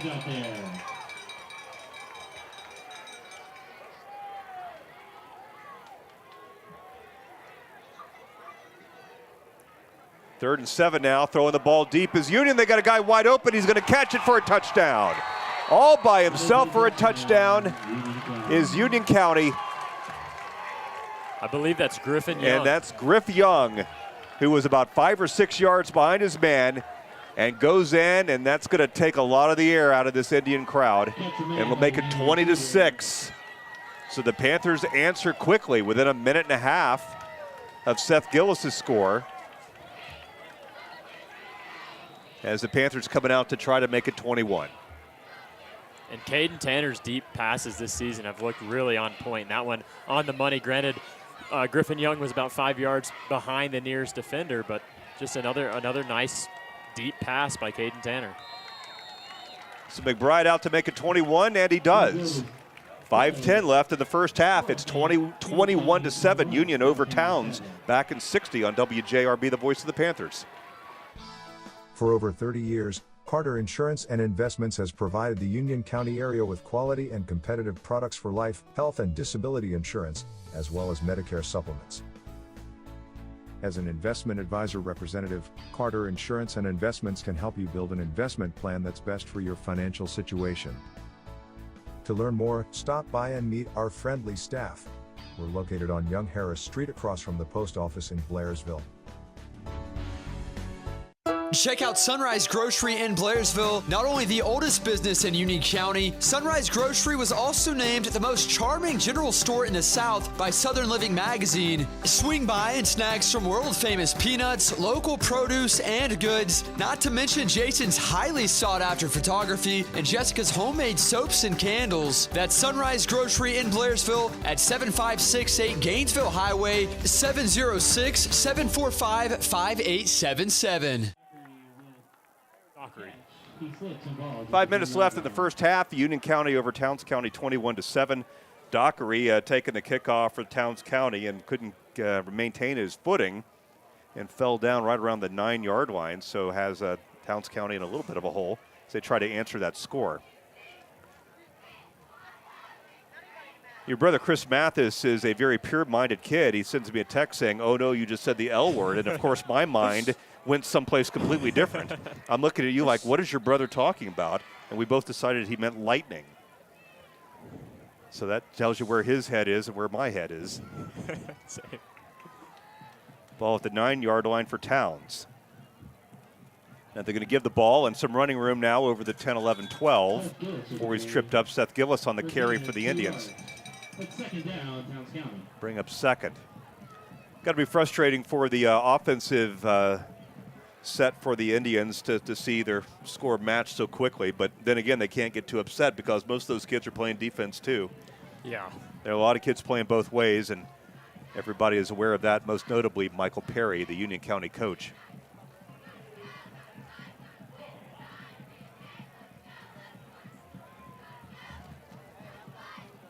Quiet here in the reservation.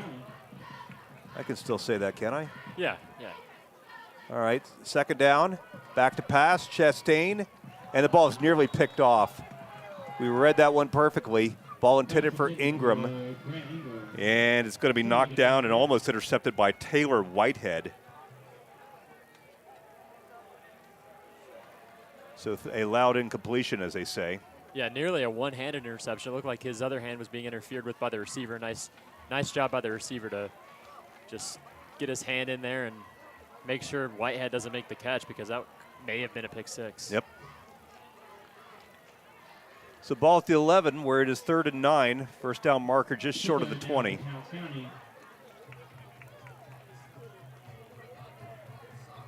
And Chastain and the offense trying to figure out how we're going to get 9 here. And now they're going to pitch the ball near side. A little power sweep, and we're going to eat him up short of the 10-yard line. He'll lose a couple yards there. So nothing happening for the Indians offensively on this drive, and they will most certainly have to punt it away. See good work there by Nolan Thompson in on that tackle. He's a corner, so he doesn't get a whole lot of tackles, I guess. Yeah, and he's made a couple of key tackles so far this season to the first 2 games, and then you also had Gage Barnes in pursuit, and you're not going to be able to get away from him. He's a lot like the Towns County linebacker Seth Gillis. So Towns has got a punt out of its end zone. And the snap is good, and we've got a little bit of a rush, and then he shanks it badly, and the ball is going to land out at the 28-yard line, and the referee's going to have to figure out where that crossed over the line. They're going to give it, they're going to say it happened right there at the 26-yard line. I would think that ball crossed over the sideline further down the field than that, but the Panthers won't complain. As now we've got a chance to make this a 3-score margin with the ball at their 26-yard line. And now the disparity in the size and the depth of the roster may be starting to show itself a little bit. Towns has played well. I mean, this is not the 2019-20 Towns County team that was barely in existence. Now the snap, and Tanner's going to throw the ball long down the long side of the field, and it is going to be caught about the 21-yard line. He got about 5 yards on that and had to throw it 40 yards to do it, Spencer. Yeah, really nice catch by the Panthers receiver, but if the Towns County defender would have been a little bit more aware there, he may be running back the other way. Yeah, it was a long way to throw that ball. All right, so now on second down, give the ball to Braylon Rader. He's trying to push forward, and he is pushing forward, and he is definitely pushing forward, and he's still on his feet, and he's inside the 5-yard line down to the 4, and they never whistled that, so he just kept plowing successfully, and we're knocking on the door once again. Braylon Rader with his toughest run of the year, you might say. Yeah, Braylon Rader right there looked like Peyton Hillis in 2012, just carried a bunch of defenders for 10 yards. All right, so now on 1st and goal, we're going to throw the ball to the end zone, and it's caught, and then there's going to be a flag. It would be an apparent touchdown. Jensen Goebel caught that one. And let's see what the flag is. Yeah, and he's had a couple of touchdowns taken away from him so far this season. 2 last week that were so close to being toe tap catches and the acrobatic catches in the back of the end zone, but hopefully this one stands for him. Referees conferring right at the goal line, midfield. And apparently it is going to be against us, and we'll take that touchdown off the board. Let's see what the indication is. We've got an illegal man downfield. And we've got 2 penalties. So he pushed off is what they're going to say. And they'll take that penalty and decline the illegal man downfield. So with 2.5 minutes left in the second quarter, we're going to be pushed back considerably. The offensive pass interference is going to push the Union County Panthers all the way to the 19-yard line. All the way back to the 19. That's a 15-yard flag for offensive pass interference. Come on, Indian Nation, let's help our defense. Make some noise. Yeah, and once again, incredibly unfortunate for Union County. Now they got 1st and goal from the 19, and the red zone, it's kind of been a struggle point so far this season for Union. So here we go, first down from the 19 and goal, 1st and goal. Back to pass Tanner. He's going to tuck it now, and he's up to the 15-yard line, the 10-yard line. They're trying to wrestle him down, and they do, short of the 5, near the 6. Tanner with a good decision that time to tuck it away and run. He's a quick kid. I mean, he's probably not Cole Wright, but he certainly runs better than a couple of the other quarterbacks that have had great careers in our time calling the Panthers. Yeah, he's incredibly shifty. And he's not scared to take a hit either. He'll run straight into a linebacker, safety, whatever. So 2nd and goal now from about the 5, and Tanner's going to roll in our direction, looking for a receiver, going to throw the ball into the end zone. It's almost intercepted, and what is the call? It's a touchdown. It went right through the hands of a Towns County defender into our hands for a touchdown. Union County has scored again, and it is so hard to see the numbers on the jerseys, but the ball went right through a Towns County kid who kept it up in the air long enough for us to fall on it, and I guess Jensen Goebel is getting credit for the touchdown. That'll be his 2nd of the night. My goodness, the Towns County kid had both hands on the ball. Yeah, I don't know how he ended up making that catch, but I think that might have been Zach Taylor. Zach Taylor? Yeah, because the out route, it was the exact same play that they scored on with Jensen Goebel. He got closed up on that play, and I think Zach Taylor was the one in the back of the end zone that made the catch. So Ethan McBride out to make this 28, and the extra point is up, and it's good. 2 minutes and 9 seconds as the Panthers have scored 3 touchdowns quickly, and it's now 28-7, back in 60 on WJRB. Broadcasts of Union County Panther football brought to you by North Georgia Golf Carts, providing a full range of sales, accessories, service, and parts. When you combine quality products, excellent customer service, and the best prices in the area, the result is Hemp Hill Vinyl Siding and Metal Roofing. In business since 1963, Hemp Hill Vinyl Siding and Metal Roofing has served the surrounding area with a variety of home improvement supplies. Everything from vinyl siding in many colors, trim pieces, shutters, soffits, vents, and accessories. Hemp Hill Vinyl Siding and Metal Roofing, located west of Blairsville on Highway 515. Broadcasts of Union County Panther football brought to you by Hemp Hill Vinyl Siding and Metal Roofing in Blairsville, proud sponsors of the Union County Panthers. Broadcasts of Union County Panther football brought to you by Leon's Floors, located in Blairsville, offering sales and installation of carpet, vinyl, hardwood, and tile flooring.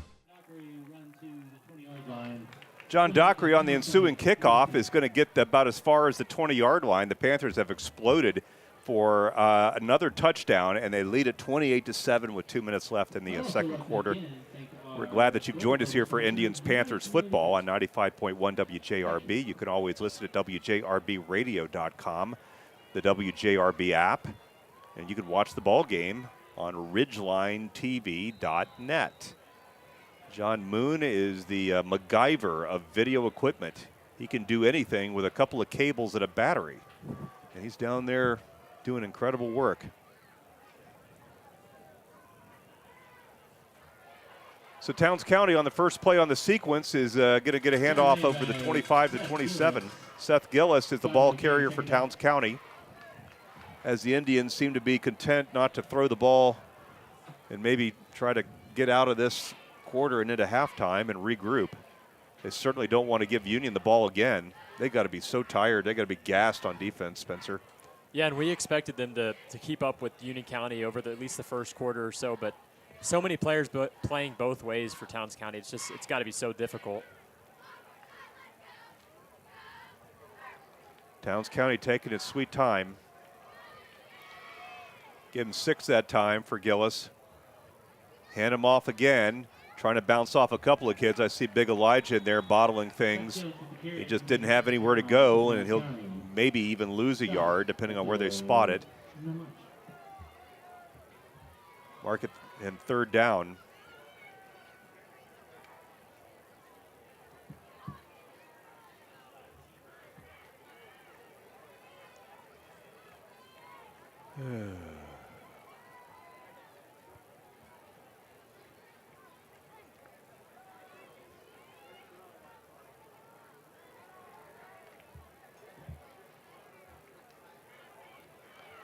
Trying to connect. It's a third down for you. I thought maybe we were going to get through this game. Sorry about the dropouts, folks. We're using somebody else's internet tonight, and apparently it's getting hogged. Hopefully we can get through the rest of this half, as we are now with 20 seconds left after another run from Towns. And now there's a stop in the action.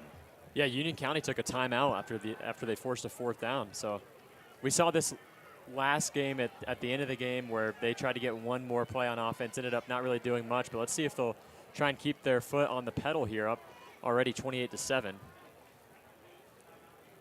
Timeout for Union County. As you say, that's Union's second. Give them one left. And that would be a great boon to their football team if somehow they could get the ball back and score once again with 20 seconds left. Jensen Goebel has caught 2 touchdowns for the Panthers. Connors had a rushing touchdown. And we have got 28 points.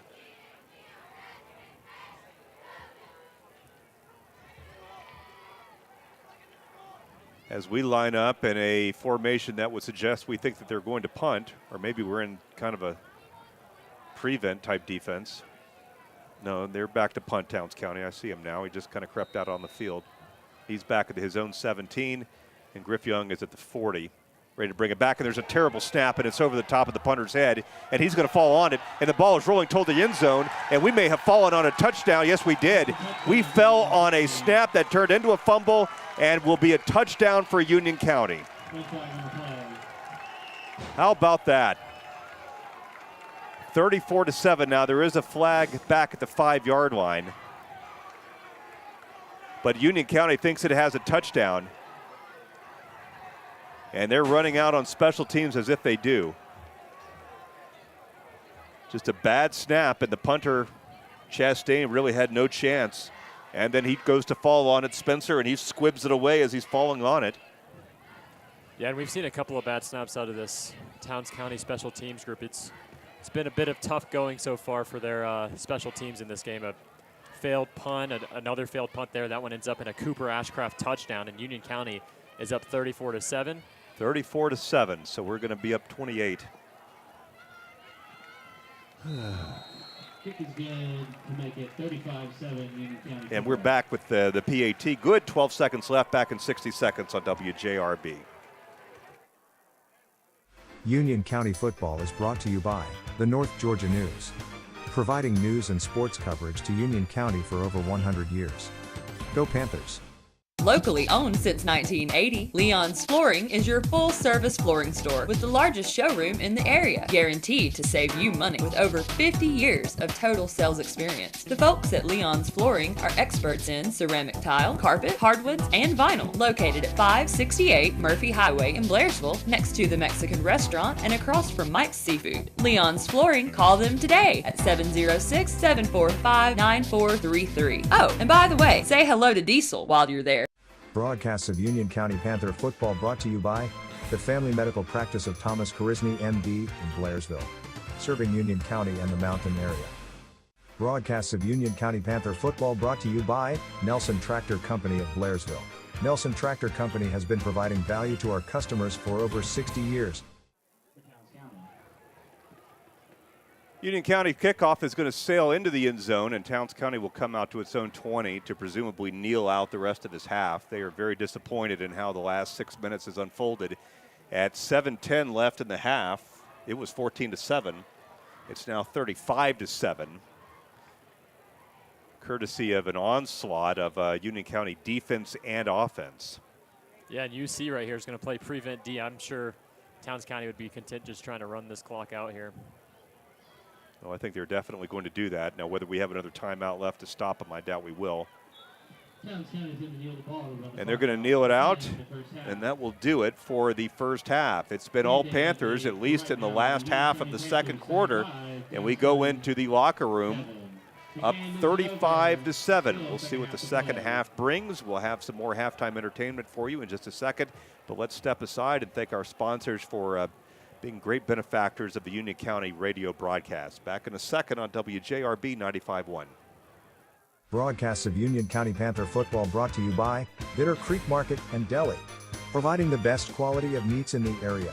Located between Young Harris and Blairsville. Constantly challenging ourselves as a college means more learning opportunities, better teaching, more innovative programs, greener facilities, a stronger community, and happier students.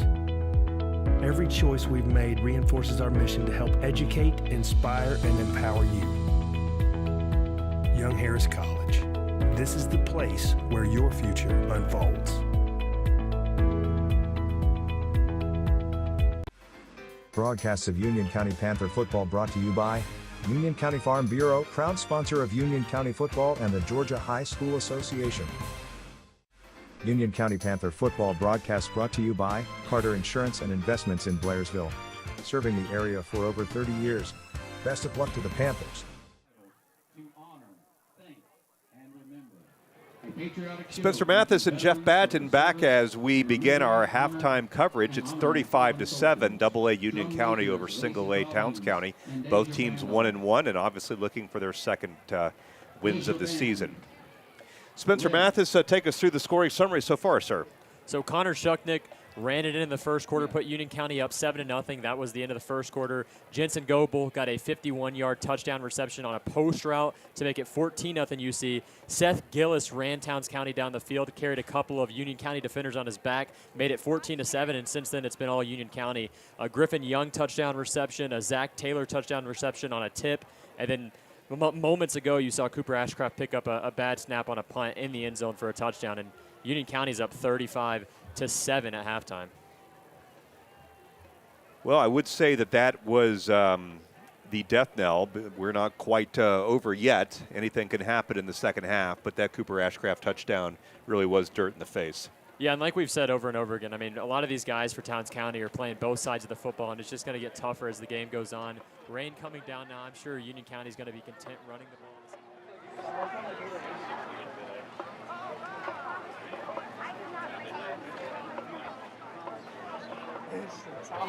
Don't stop.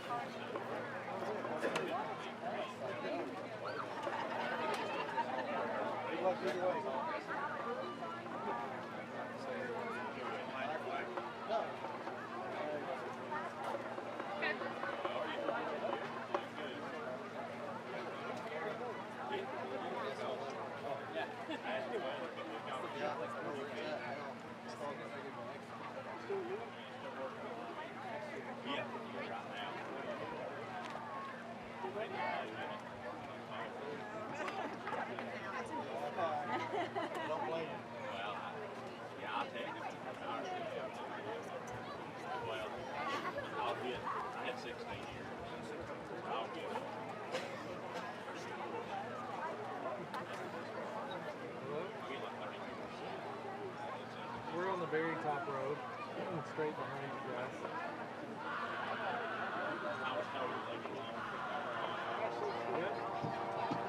Fast road.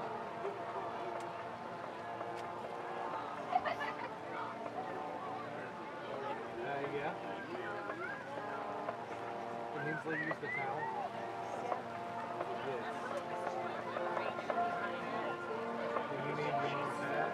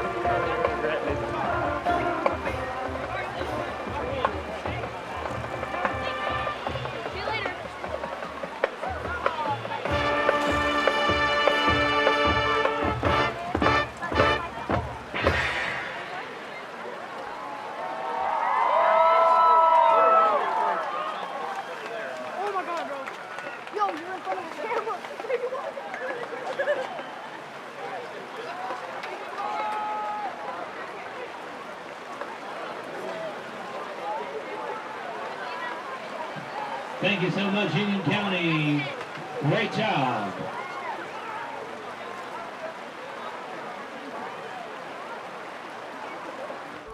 My whole business just went up in flames, but my agent was there before the fire was out. We started a plan.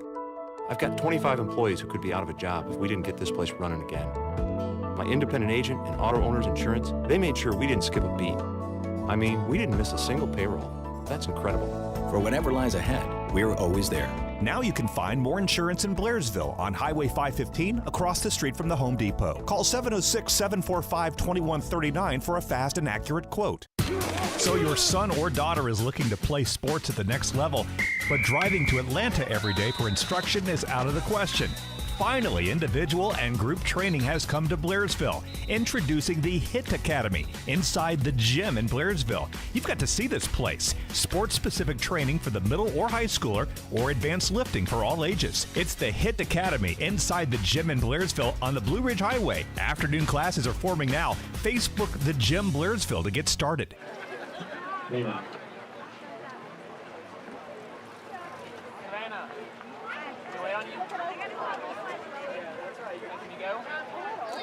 You may take the field for your performance. As he's sliding over.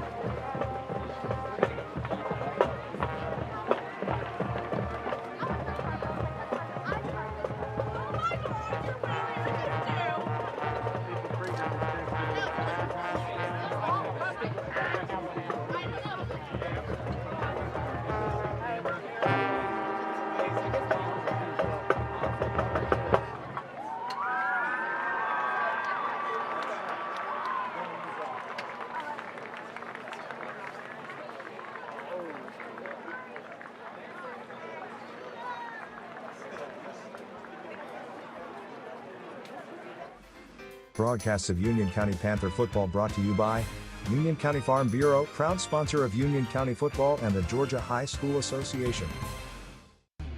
Blue Ridge has a new surgical office that you can count on and trust. Union General Surgical Associates. Board-certified general surgeon Dr. Clifford Thompson has joined Union General Surgical Associates and brings over 30 years of medical experience, along with a passion and commitment for helping his patients. The office is located at 21 Kimberly Lane, Suite A in Blue Ridge. For questions or to book an appointment, please call 706-946-1910.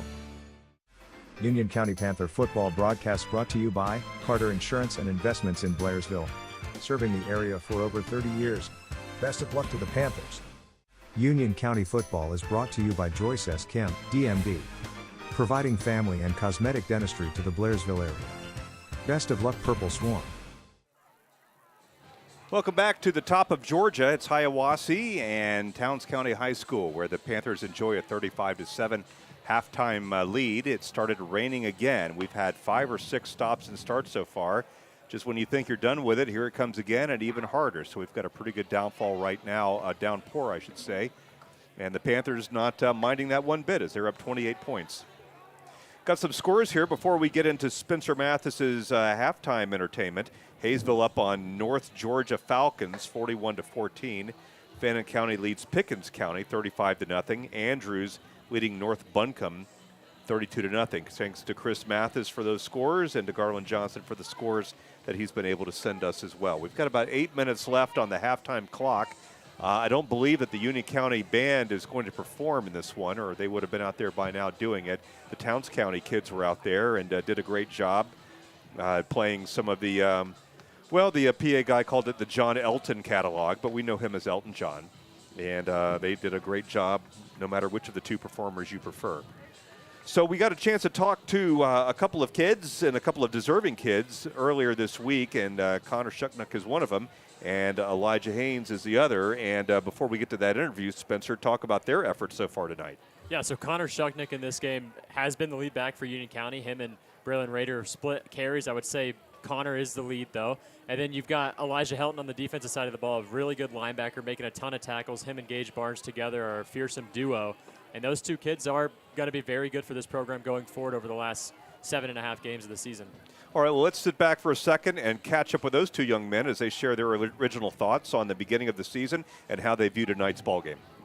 Spencer Mathis alongside senior linebacker Elijah Helton. Elijah, talk about your familiarity with the squad going into your senior season here at Union County.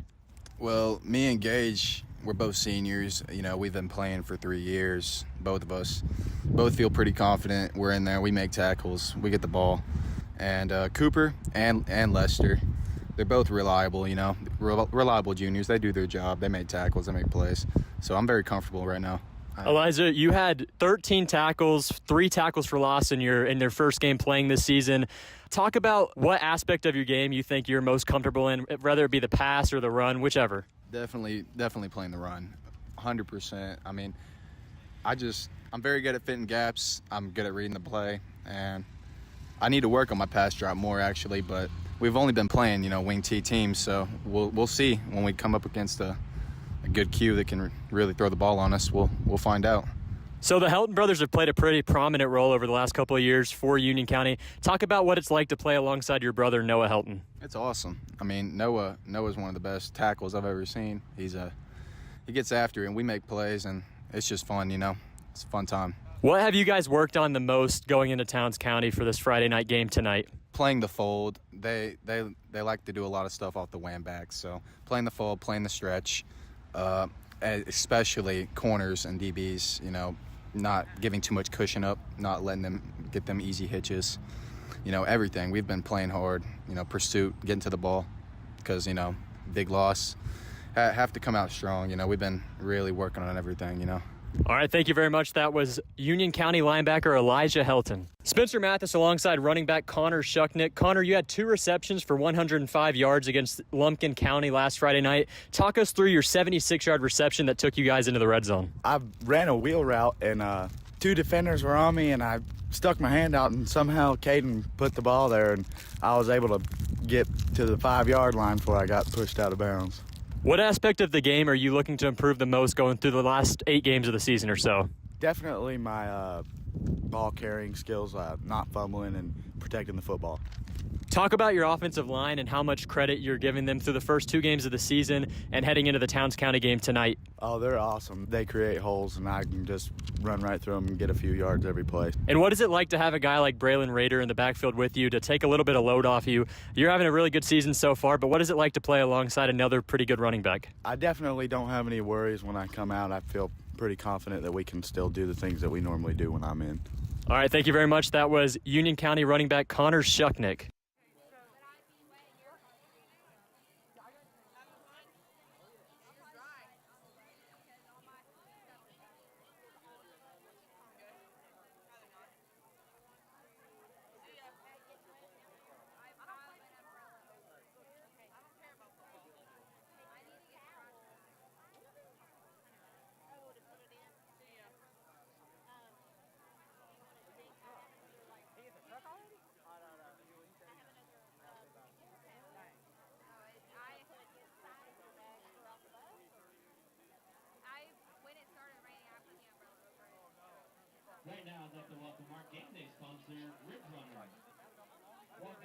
to the field is Coach Jason Rockmore with Brian Kirkland and Dakota Kirkland. Ridgeline is the exclusive food delivery service for the North Georgia Mountains. You can go online, look for their app, and order any restaurant that is on their website. Remember, Ridgeline will deliver and bring you any food that is available on the website. Thank you so much for sponsoring tonight's game, Ridgeline. And go Indians.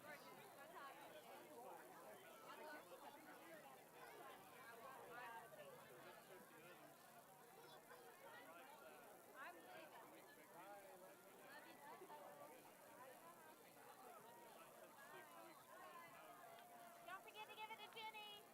Bailey.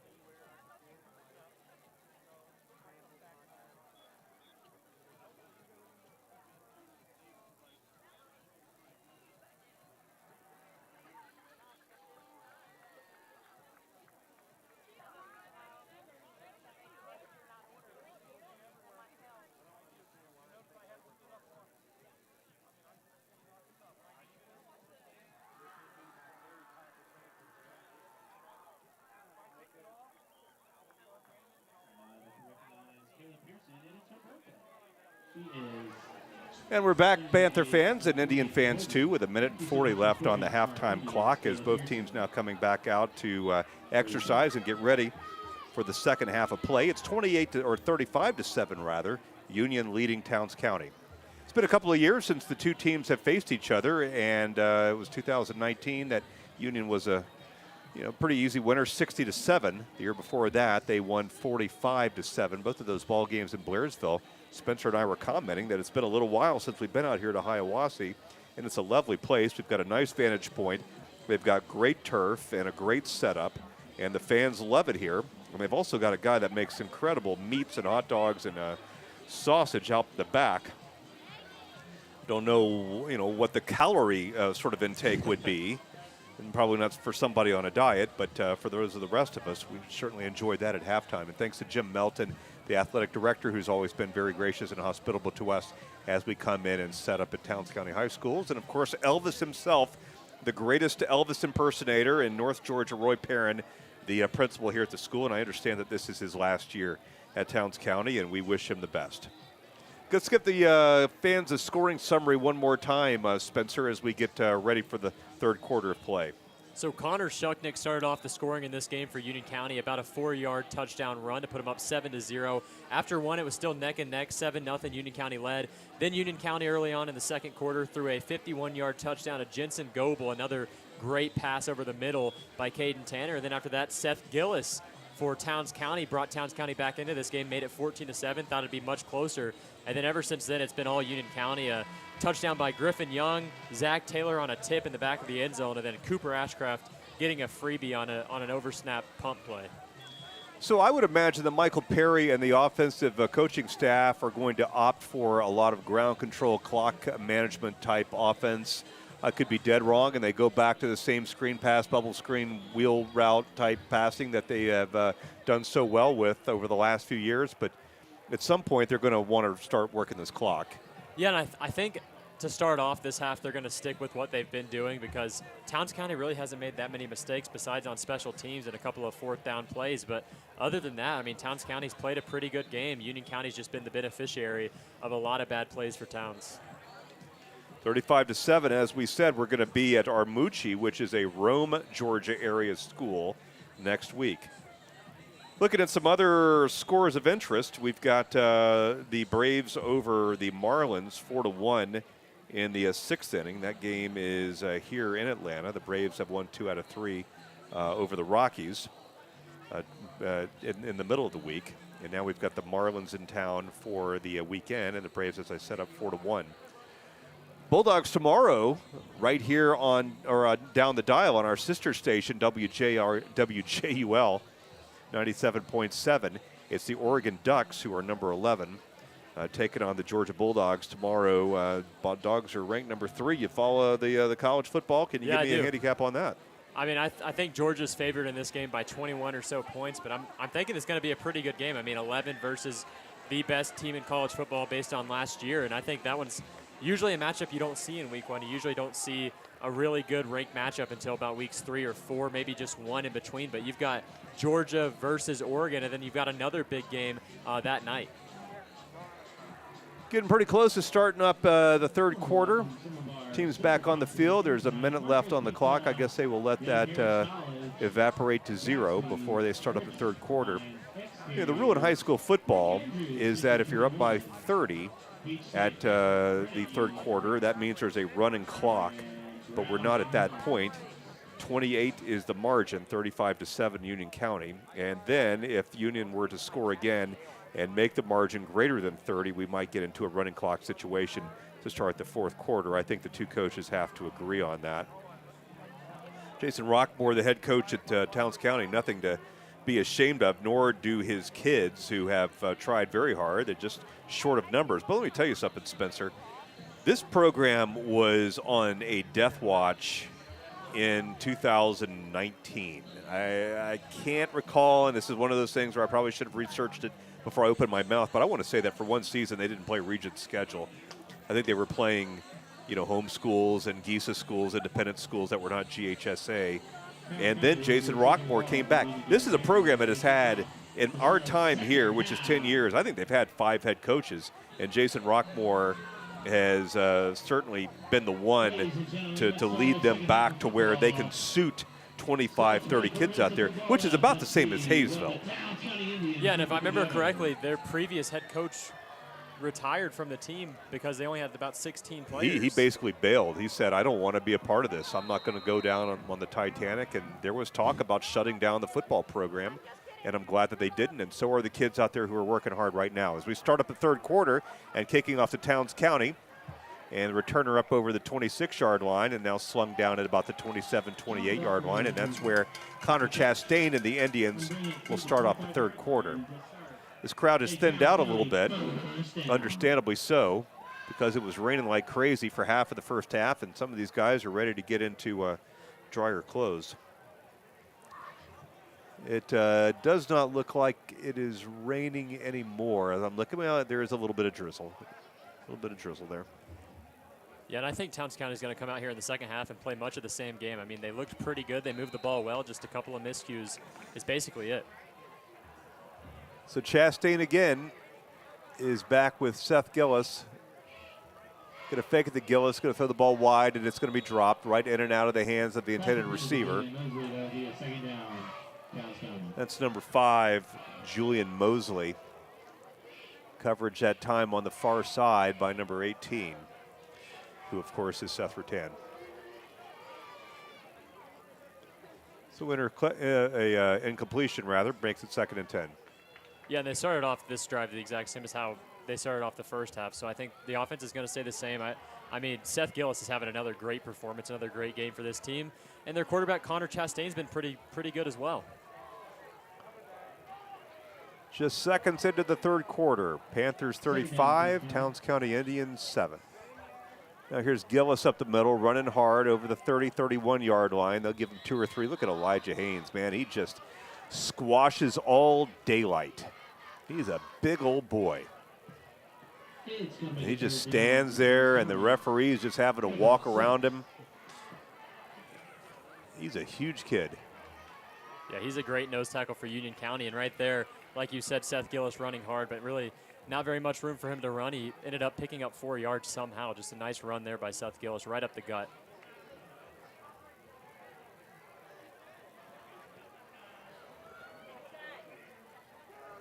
So 4 down linemen for the Panthers on defense as Towns tries to convert on 3rd down. Good snap. Here's Chastain being chased. Going to throw the ball over the head of everybody out of bounds and complete and bring up 4th down as the Panthers hold on their first possession in the third quarter. We are glad that you are with us on WJRB 95.1 and also WJRBradio.com. You can always click on the image, the main image on the left side, and then a little streaming player will pop up, and you can listen to us that way if you're at your laptop or desktop. And, of course, we've got the brand new WJRB app, which we're very proud of. So use it. 4th down and 6 in Towns County in punt formation.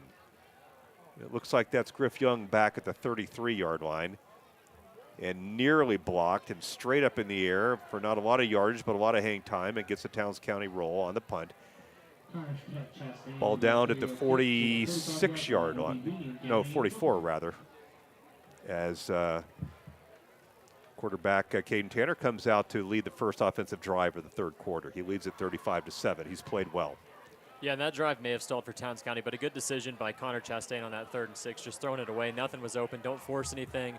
Give your defense a little bit better field position to work with. Union County, granted, they have the ball near plus territory, but a lot better than if Union County was at the Towns County 35 to start this drive. So here we go, Panther fans. 1st and 10. Ball at the 44. Giving the ball up the middle to the running back, who's got 2 or 3. That's Connor Shucknuck, who's tackled one-on-one style by Ian Arrowwood. We've heard about him and that he's a good player, and so far he has shown that. He's a junior linebacker and running back for the Indians. Give Connor 2 yards that time, 2nd and 8. And now this time Caden's on the move, and he's in a little option, and he gives the option off, and he's over midfield, the running back to the 44 of Towns County. That'll be enough for a 1st down. And the first time that we have seen the Panthers, Spencer, in an option. Yeah, and right there at the end of that play, on the back end of that play, Sam Gillis got a huge hit in on Caden Tanner, the quarterback, but a fair play because he was an option in that play in the double option, and a really big hit, but a 1st down for Union County. Good decision by Tanner to give that ball away. Ball at the 45 of Towns, 1st and 10. Now Caden's going to keep it himself, and no, he's going to throw the ball on the run. It's caught by Jensen Goebel, who makes a man miss and fights for 3 more yards short of the 40-yard line. Really nice little jitterbug move by Jensen Goebel, who's got 2 touchdowns tonight just short of the 40-yard line. And what could have been 2nd and 10 or 11 is now 2nd and 6.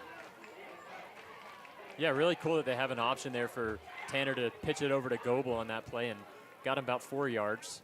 Didn't expect that at all, Spencer. 2nd and 6. Giving the ball again to Connor, and he's brought his shoulder down, and carrying kids over the 35 to the 34-yard line. Nice run.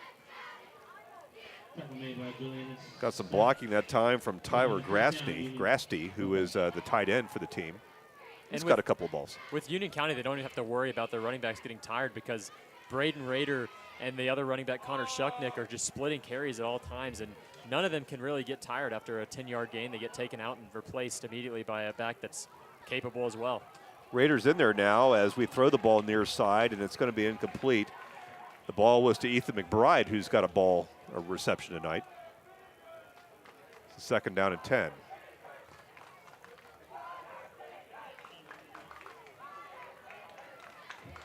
It's just really cool that there's still a football culture here at Towns County. I don't want to beat a dead horse, but really, it was on its deathbed. And now, not only have they got players, but they got cheerleaders, they got band, they've got drill team, they've got the whole thing. I mean, just really impressed. And now here's Braylon Rader, who's putting his head down and has got running room over the 25 to the 24, 23, 22.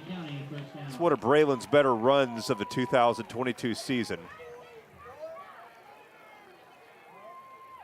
And Braylon hasn't played football since rec ball, and I think as this season continues, he's going to continue to settle in because 2 really nice runs in this game for Raider. They're going to keep going with the hot hand here. 1st and 10 from the Towns County 22. We lead it by 28 points. And now we're going to look for a hole and get 4 or 5 yards before being upended. It's Raider again, I believe. And a nice cutback there by Braylon Rader, cutting back into the inside when the outside was taken up by the Towns County linebackers. Union County still running tempo. They're not giving Towns a chance to breathe. And now we're going to throw the ball near side. Going to be caught at the 20-yard line, 15-10. Somebody lost a shoe, and he's down to the 10-yard line. That's Jensen Goebel again, who really is probably our best wide receiver at making plays and getting yardage after the catch. He really does have a nice explosive move as soon as he catches the ball. Yeah, and a nice tackle there by the Towns County defensive back Eli Newberry, who had 2 interceptions last week. Second down play, give the ball to Rader, and Rader's going to be wrestled down at about the 8-yard line.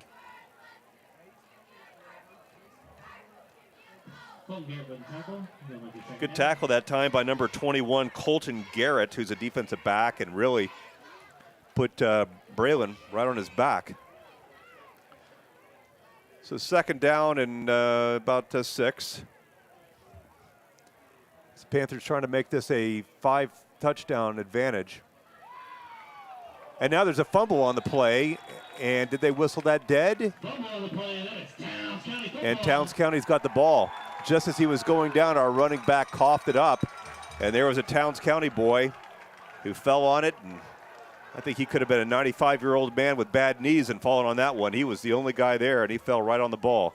Yeah, Connor Shucknick fumbles back-to-back week for Connor, but he said he's going to work on that as the season progresses, and that one just one he definitely wants back. He was stood up and just let go of the ball. So Towns County has the football back with 7:20 left in the third quarter. They're trying to get back in the game. They're down 35-7.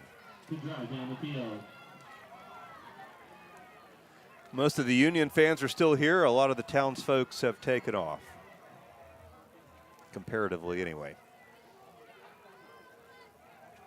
So here's Connor Chastain, going to give the ball up the middle with Gillis, and he breaks a tackle 10-15, cuts back 20-yard line. Good pickup that time by Gillis, who's a good football player. And who was that made the tackle? Was that Nolan Thompson, I think, had to come from his cornerback slot, Spencer, and make a big play-saving tackle. Yeah, Nolan Thompson's made a lot of good tackles on a lot of good runners. Union County's seen a couple of good running backs for the first 3 weeks, and I think this one might be the best one so far, and Seth Gillis, and a nice tackle by the cornerback for Union County, Nolan Thompson, a couple of those today for him.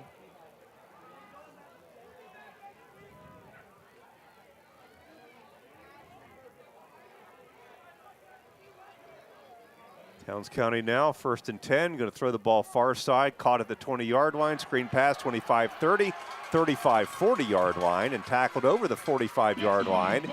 A big play that time for number 5, Julian Mosley, who continues to play a good football game for the Indians. And now Towns County has a little wind at its sails as the ball's marked at the 45.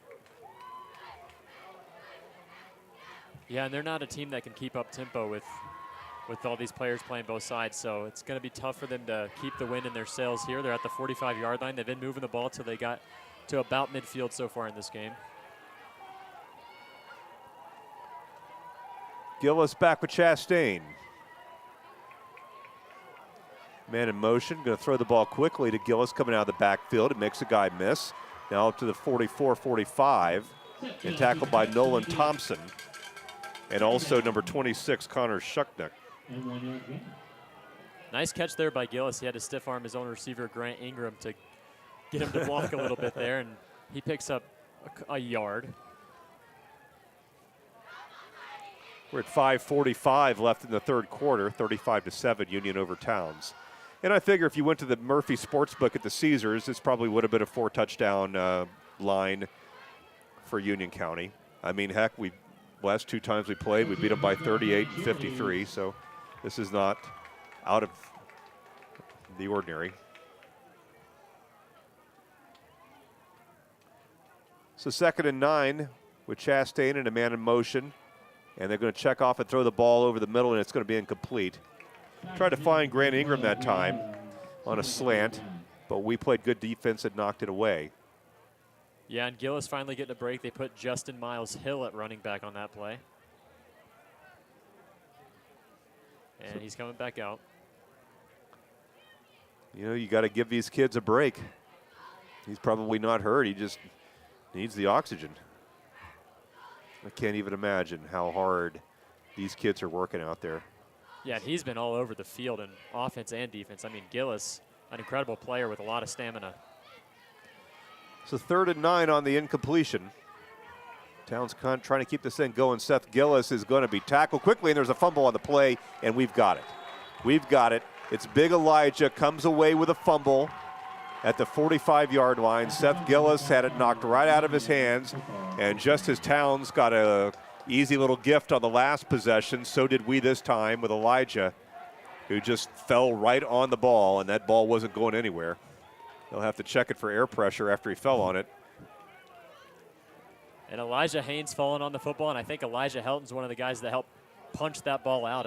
Another good play by those two, who have really been the two key cornerstones for this Panthers defense this season, both seniors as well. So both teams have spent 7 minutes in the third quarter basically swapping possessions. And now we're going to complete a pass on the far side 45-40-yard line. That's Jensen Goebel for first down yardage over the 35 now to the 34-33. Jensen Goebel playing another good game. Tackled that time by number 5, Julian Mosley, a defensive back wide receiver. And now clock is stopped. Have we got a kid down? You know, as we've got a boy down right now, and we certainly hope that he's able to pop up, Spencer, one thing I've noticed about this season is I don't think we've had a single injury. No. Can you remember a single time that a trainer or a coach had to come out and assist? The only time I can think of is against Fannin in that final goal line stand. One of our players stayed down for just a little bit over what he should have, and they stopped the clock with like 10 seconds left. But he was backing up there within 10 to 15 seconds of him going down. So really, no. It's the first time I've seen the teams on a knee. And hopefully it's just a cramp or something where he's just got the wind knocked out of him. I hate to think about it. I mean, I played an hour and a half of tennis the other day, and I thought that I was going to head to the ER. I mean, what are these guys doing after playing both ways against kids who are on average 30 pounds bigger than they are on every position? Got to respect what Towns County does athletically. And, of course, you know, their basketball has been tremendous. Yeah, their basketball is incredible. Different kind of athlete. And, of course, I'm sure a lot of these kids playing football are playing basketball, too. 4:53 left in the third quarter after the injury timeout. We've got a first down, and now we've got a little end around. And coming around this way is the ball carrier, who is Griff Young. Griff Young got 2 or 3. Yeah, Braylon Rader away from the play there, got his helmet popped off. He's a bit heated over there on the sidelines. They're going to pull him out for this play, put back in Connor Shucknick. There's a little jawing going on down there. Yeah, there's been a good amount of jawing throughout this whole game. And right before halftime, I saw Jensen Goebel and another Towns County guy going at it, and Goebel referred to him to look at the scoreboard when it was 35-7. Scoreboard.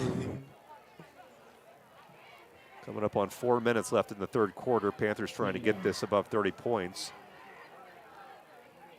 35-7 now. And now Tanner is under pressure. He's being chased. And now he's going to turn the corner. He's going to be slung down short of the first down marker. We want a horse collar. Did you see a flag out there, Spencer? I do not, no. Okay, I think that may have been a legit play. Union County, the mountain-made purple contingent, looking for a unsportsmanlike or a personal foul. They didn't get it.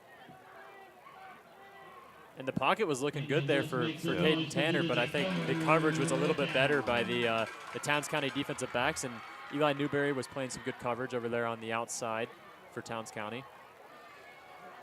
So third down and 11 now.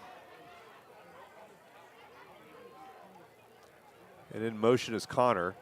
They're going to bring an extra man, and Tanner's going to throw the ball deep, and he's got a man, and it's just outside his diving hands, incomplete.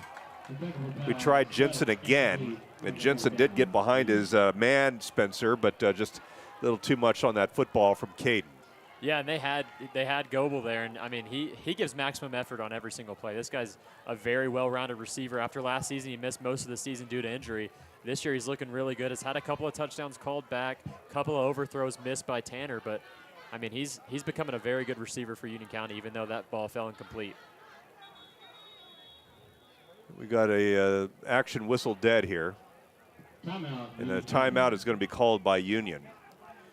Folks, we've got 3 minutes and 7 seconds left on the clock. And if you want to say, well, not want to say, you can say a great compliment toward the Towns County team is that they've come out here in the third quarter and they've stopped us. Yeah, and they haven't really made any mistakes in this second half, which is probably what they were talking about all throughout the halftime for them. And they played a really good game. I mean, this looks a lot like the first quarter did for Towns County, in which they were neck and neck with Union County and just not really giving up anything big over the middle. It's not like we've got our second string guys out there either. We've got the normal 11 on both sides. And Towns County has now stopped us twice.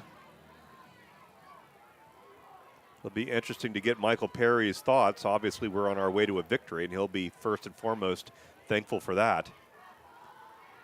Our team only won 3 games last year, and now we're on our way to winning our second. Now we're punting the ball away on 4th down, and that's Wilson Walker, and they're going to fair catch it at the 8-yard line. A young man probably could have let that bounce into the end zone, but he grabbed it, and the Indians will have it at the 8.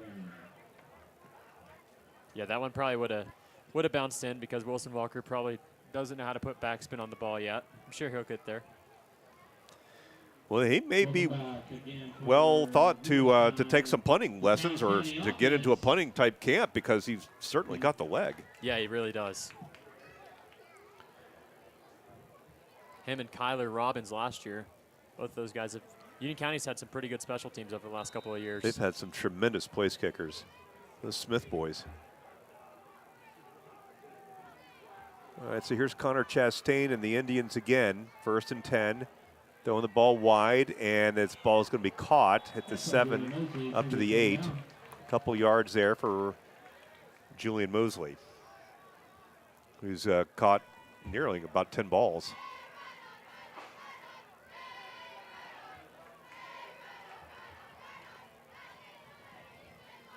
The Indians not playing for pride. I mean, it's not like they're getting smashed on every possession, and this could be 80-0 if we wanted it to be. I mean, we're better, we're deeper, but I don't know that they don't have 4 kids that could play for us and do very well for us if they were Panthers. Exactly. I mean, we would take 4 or 5 of these kids.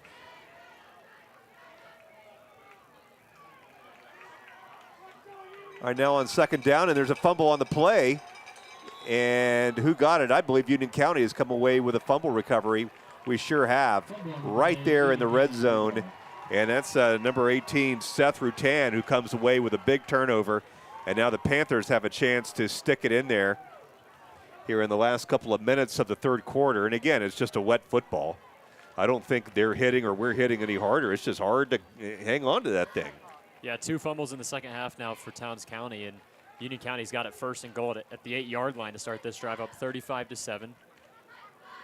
I can say it was safe to say that if we do not stick it in here in the red zone, Michael Perry's going to have something to say about that at practice and after the game. So here we are, 1st and goal from the 8.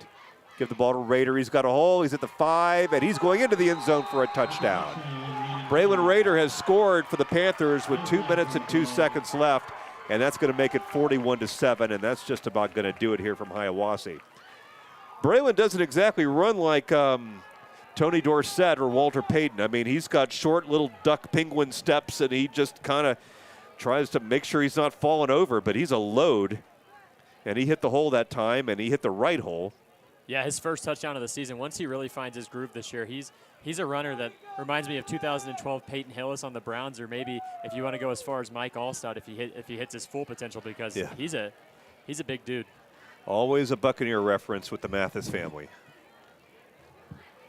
Extra point up. Ethan McBride is made it 42-7. We got 2 minutes left in the 3rd, and it's all Panthers back in 60 seconds on WJRB Young Harris. Broadcasts of Union County Panther football brought to you by Nelson Tractor Company of Blairsville. Nelson Tractor Company has been providing value to our customers for over 60 years. For over 30 years, Carter Insurance and Investments has provided the Union County area with quality and competitive products for life, health, and disability insurance, as well as Medicare supplements. As an investment advisor representative, Carter Insurance and Investments can help you build an investment plan that's best for your financial situation. To learn more, stop by and meet our friendly staff. We're located on Young Harris Street across from the post office in Blairsville. Broadcasts of Union County Panther football brought to you by Bitter Creek Market and Deli, providing the best quality of meats in the area. located between Young Harris and Blairsville. Broadcasts of Union County Panther football brought to you by Union County Farm Bureau, proud sponsor of Union County football and the Georgia High School Association. Back to action as Towns County going to take the ball at their 15-yard line, and the returner, who is number 22, Cruz Cutchins, is going to be pushed out of bounds. And now for the play-by-play call, the rest of the ball game, here's Spencer Mathis. So Towns County starting off on offense here, another possession. I mean, they fumbled twice so far in the second half. They're looking to get something going. They've been running the ball really well in this game, and let's see if they can get something going here on their third or fourth offensive drive of the second half. What have you seen so far out of this Towns County offense in terms of moving the ball in this game? I think that Seth Gillis has had 3 or 4 nifty runs, but not enough to really make an impact. And most of their offense has been on quick passes and kids that are athletic enough to make a first move. Towns County will go from the 25-yard line, man in motion, handoff to Gillis, and he's going to truck his way through a gain of 11 and a first down for Towns County. The first play of this drive, a nice run by Gillis, and he's got to be nearing 100 yards in this game, and they've got it now at the 36-yard line. Down by 35 points here, nearing the end of the third quarter. They're going to huddle up, get some new guys on the field. And one thing I've noticed in this game is they've continued to send Connor Chastain over to the sidelines after every first down to get the new play call in, maybe some more rest time, and maybe some new guys in for their offensive unit. First down. 3 receivers to the left side. Handoff once more. Gillis, and he's going to get about 3 yards, tackled up, swallowed up right there by Elijah Haynes. And he's having a great game. He's really stepped in this season and played great for Union County. Before the first game of the season, I got a chance to interview Elijah Haynes, and he was super excited for this group this season. And I think he's done a great job at nose tackle, him alongside of Lane Lance. Those two have really stopped the run for opposing teams. But, of course, Seth Gillis is going to get his yards. This guy is incredible. I think our defensive line is much better than it has been the last couple of years. And once these cornerbacks can just really step into their game, I mean, a lot of these guys haven't really played tackle football before, at least in a long time. And once those guys can step into their game, it's looking good. Timeout called by Towns County with about 47 seconds left here in the third quarter. Still no running clock in this game. But the rain has died down. I mean, it's looking nice out there. Hopefully no more fumble issues for Towns County.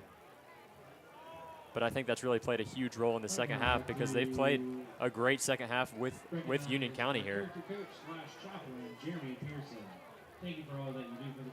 But when Union County gets the ball back, what do you think they're going to do on the offensive side of the ball? Up 35, nearing the start of the fourth quarter, about 12 minutes to go in this game.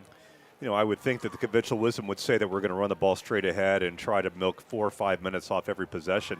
But I think Michael Perry's still working on stuff. I wouldn't be surprised if he throws the ball, and I wouldn't be surprised if Jason Rockmore shakes his head and says, we really wish you shouldn't.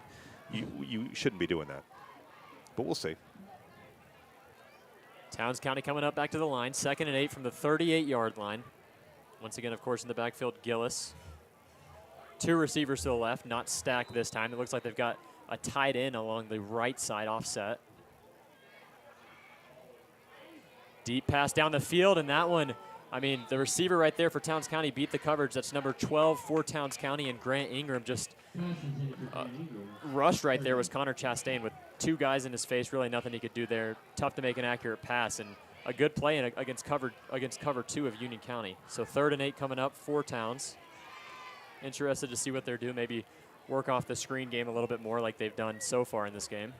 We've given up some big plays in the air this year, but I don't recall our cornerbacks getting schooled too many times. Yeah, and they've got the back end speed. If they get burnt, they'll make the tackle. I mean, you've seen that with Nolan Thompson. Man in motion. Another handoff right up the gut to Gillis.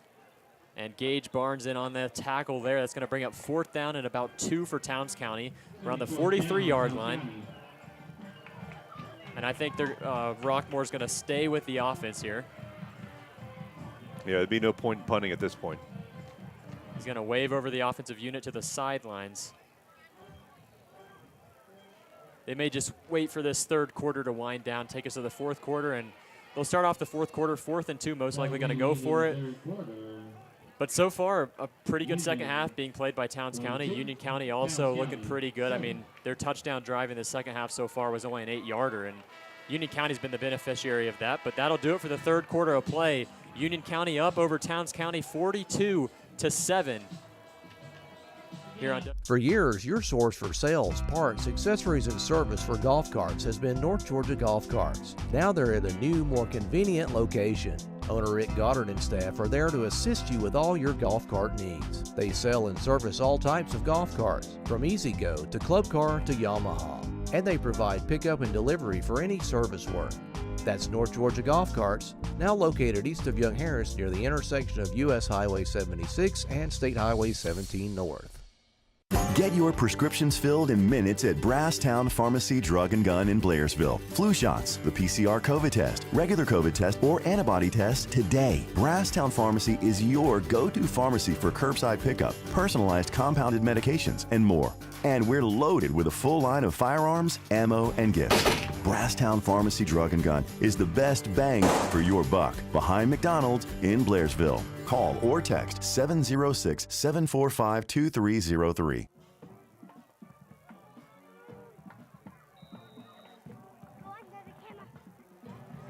Jeff Batten alongside Spencer Mathis back here for the fourth quarter of play. First play on 4th and 2. Towns County hands it off, and another fumble for the Towns County offense to start off the fourth quarter of play. And I don't think even if he didn't fumble there, I don't think he got it. No, I think Towns County realizes that's it. So like you said, Union County most likely going to be milking the clock here after just one play in the fourth quarter. Union County up 42-7. And there is a running clock, as you can see it running right now, and of course play would not be stopped or would not be going on otherwise. Don't see Caden Tanner on the field here on this first play, this Union County drive. Oh, no, I do, okay. I was thinking maybe a direct snap to Braylon Rader, but he was hiding behind Rader. Rader's a big running back for Union County. It would be funny if he was our backup quarterback. Grasty in motion, handoff to Braylon Rader. He's going to pick up 8 yards. I mean, Braylon Rader doing a great job just continuing to wait for the blocks to open up and then just powering through it. And he's getting his burst of speed as the season comes along. Nice gain of about 6 yards for Union County. As the clock continues to wind down, Union County in no hurry, up by 35 points.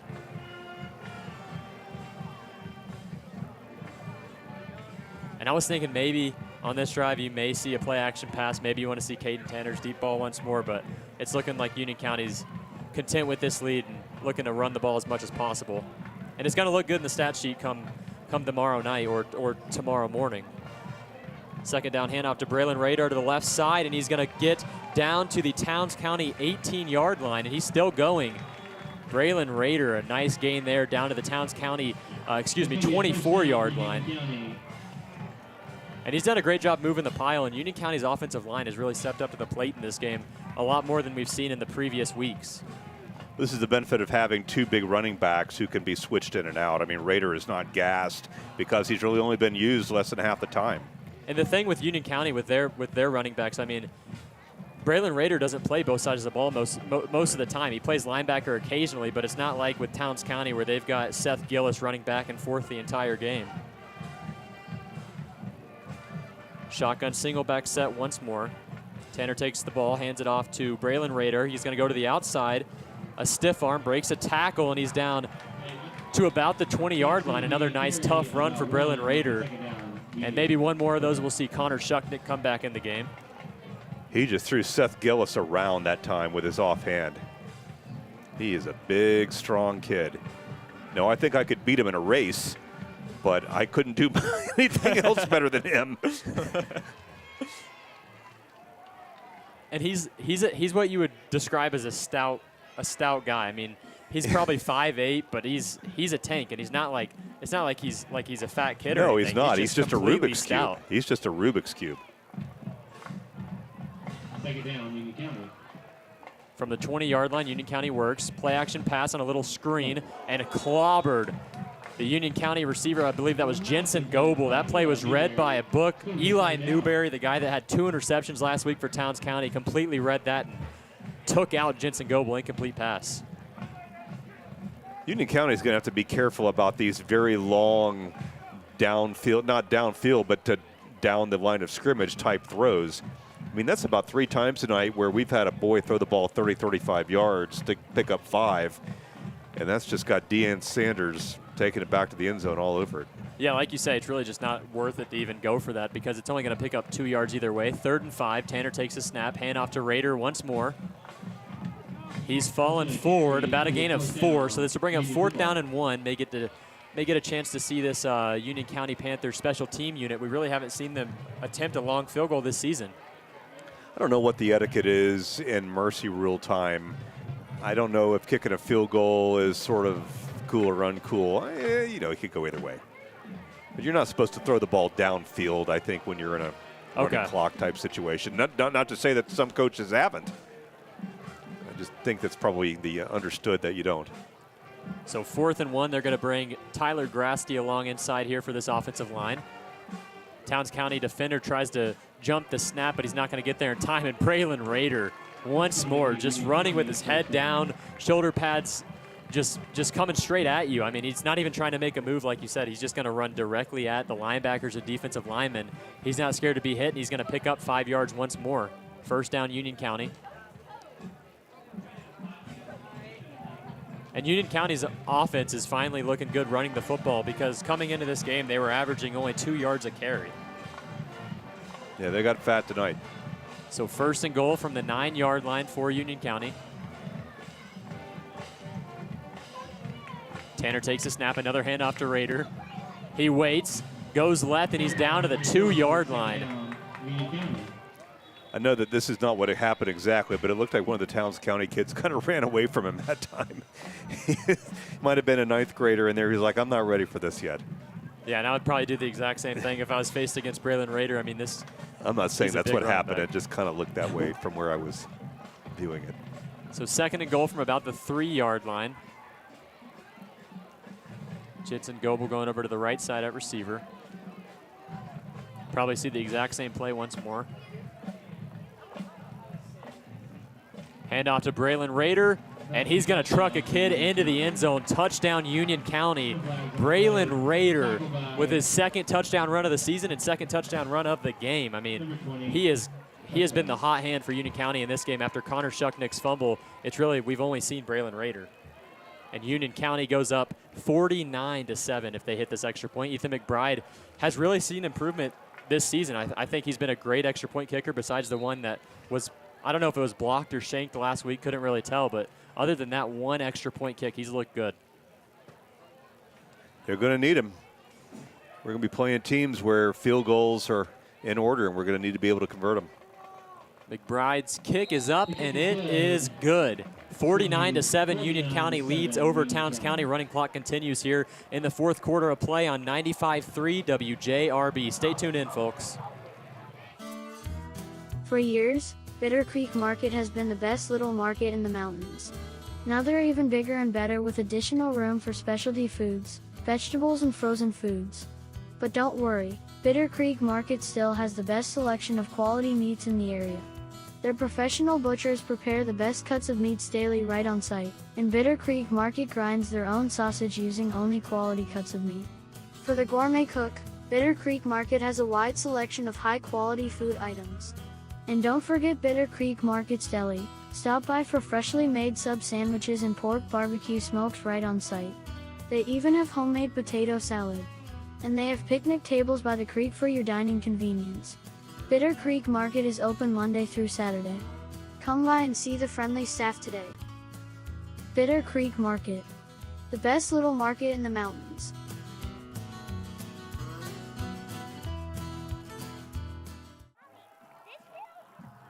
Jeff Batten alongside Spencer Mathis to broadcast you the final 5+ minutes of this game. Towns County down 49-7. Zuriel Mancias with a kickoff, and that one's going to be stood up at the 24-yard line. He's still carrying a couple of defenders, but once again, I want to repeat that we are on 95.1 WJRB, not 95.3 WJRB, so stay tuned in if you're on 95.1 WJRB. I hate 95.3. I hate what those guys are doing. I just don't have any respect for that station at all. 95.1 is grossly superior. Yeah, I 100% agree, and I think that they're just trying to take competition away from us, honestly. But 95.1 is where it's at.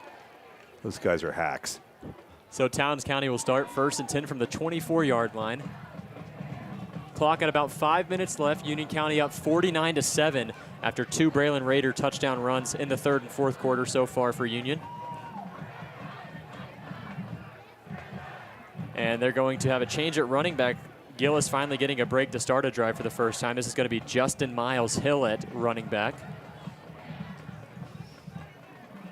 Chastain takes a snap, man in motion, hand off to the running back. And that is Miles Hill for a gain of 3 yards. Both teams sticking really with the inside zone handoff here with a motion play occasionally. But you know it's not going to go to the guy motioning with the running clock going on and a 42-point spotted lead. Andrews got up early and often over North Buncombe, and now they have won the game 52-6. Thanks to Garland Johnson for doing some reporting for us on that. Where is North Buncombe?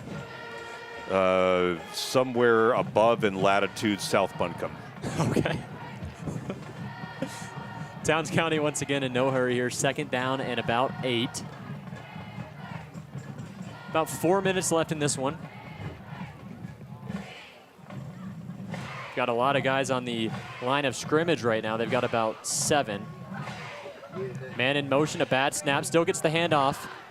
And he's going to be stopped up at the line of scrimmage. Nice job there. Good push by Lane Lance and once again Elijah Haynes. And the Panthers linebacking core has also been great in the run game, as Elijah Helton alluded to before the game in the pregame interview. So 3rd down and about 7 for Towns County. Once again, of course, in no hurry, just letting the clock go down as their quarterback returns to the huddle, Connor Chastain. And the Panthers still really have every single starter out there, which is a bit surprising. I agree. Same exact front 4, same linebackers, same corners, same safeties. Sam Page playing a little bit further back than usual. Bad snap and a nice job there by Connor Chastain, the quarterback falling on the grenade. And that's going to bring up about 4th and 14 for Towns County.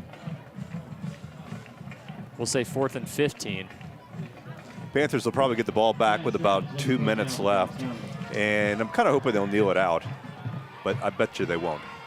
Yeah, and if they are going to run it, I hope they can put in maybe Connor Shucknick here. Give Connor some more carries because he really hasn't seen the field since he fumbled earlier on in the 3rd quarter. I hope they put a B-team kid in there or a JV kid in. I don't know if they will, though. That exact same starting line was still out there. Chastain once again the punter for Towns County. 4th and 15, another bad snap. He handles it. He gets it off somehow with a man in his face, and that one's going to take a Towns County bounce, luckily for them, down to the 43-yard line. Will be touched there, and that's where Union County will start this drive. Up 49-7. Clock still running. 2 minutes to go in this one. Union County huddled up around the 40-yard line. We're going to stay here.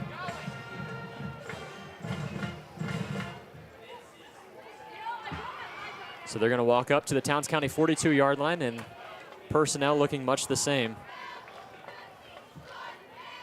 We're actually going to see Liam Cohn in the backfield here for Union County. So just what we wanted to see, a new running back in for Union. Liam Cohn is a senior. Haven't seen much of him besides that tackle against Fannin County on the kickoff. Cohn takes it for about a yard, stays on his feet for as long as possible, shoved back. So 2nd and 9, clock going to continue to wind down, maybe 2 more snaps in this game. Great defensive surge that time by the Indians. And Towns County, I mean, 49-7 doesn't really show what this game really went, because just a couple of mistakes for them was it. And one thing that really haunted them all night were the snaps in this game. I mean, you could blame it on the wet ball, but just a lot of bad snaps, even on that previous punt by Connor Chastain. 2nd and 9, 3 receivers to the right, 1 to the left. Hand off to Liam Cohn up the middle. And he's going to gain about 3 yards, so 3rd down and 5 coming up here for Union County. 30 seconds left. I don't know if they have to snap it. I know it's a 40-second play clock, but not sure exactly when that play ended. I think that may have been the last play of the game. And it will be. So Union County, a 49-7 victory over Towns County, unless they call a timeout here. And Union looked great tonight. I mean, after that Lumpkin performance where it was 28-6, Lumpkin County, I mean, Union County was a favorite going into Lumpkin, but they played a completely different game than we expected. Talk about what you saw out of this Union County offense and defense tonight in this huge victory over Towns County, a 49-7 win. I'm going to be a contrarian and say that I'm glad that Union County won the game, and it's good for the kids to have the confidence of winning their 2nd game of the year against their rival. But this is a game where they were a 6-touchdown favorite, and I thought they let Towns County get a little too close to them at times. I thought this was anybody's ball game for too long given how much more dominant we were expected to be in this game. And I think Michael Perry's comments to me next week will be, yeah, we won, but we weren't going to beat Armucci like that. Yeah, exactly. That's the same sentiments I share. I mean, they did let him hold around a little bit too long. A fumble near the goal line by Connor Shucknick really held this game in balance. But Union County, of course, had the lead actually the entire game after they scored their first touchdown on a 4-yard touchdown run by Connor Shucknick. But Union County played about as good as we would have expected, a 49-7 victory. And that is it. Union County defeats Towns County 49-7. A great game here on 95.1 WJRB. Jeff Batten was joined alongside Spencer Mathis. He started off the game. I closed it out. And Union County moves on to 2-1 on this young football season, heading into Armucci next Friday night.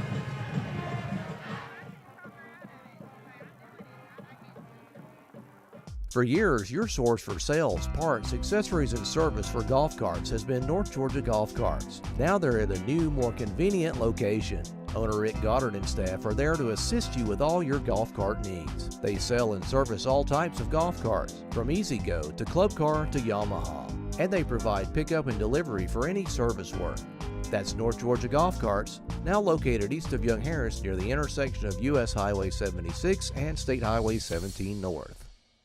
Get your prescriptions filled in minutes at Brasstown Pharmacy Drug and Gun in Blairsville. Flu shots, the PCR COVID test, regular COVID test, or antibody test today. Brasstown Pharmacy is your go-to pharmacy for curbside pickup, personalized compounded medications, and more. And we're loaded with a full line of firearms, ammo, and gifts. Brasstown Pharmacy Drug and Gun is the best bang for your buck behind McDonald's in Blairsville. Call or text 706-745-2303.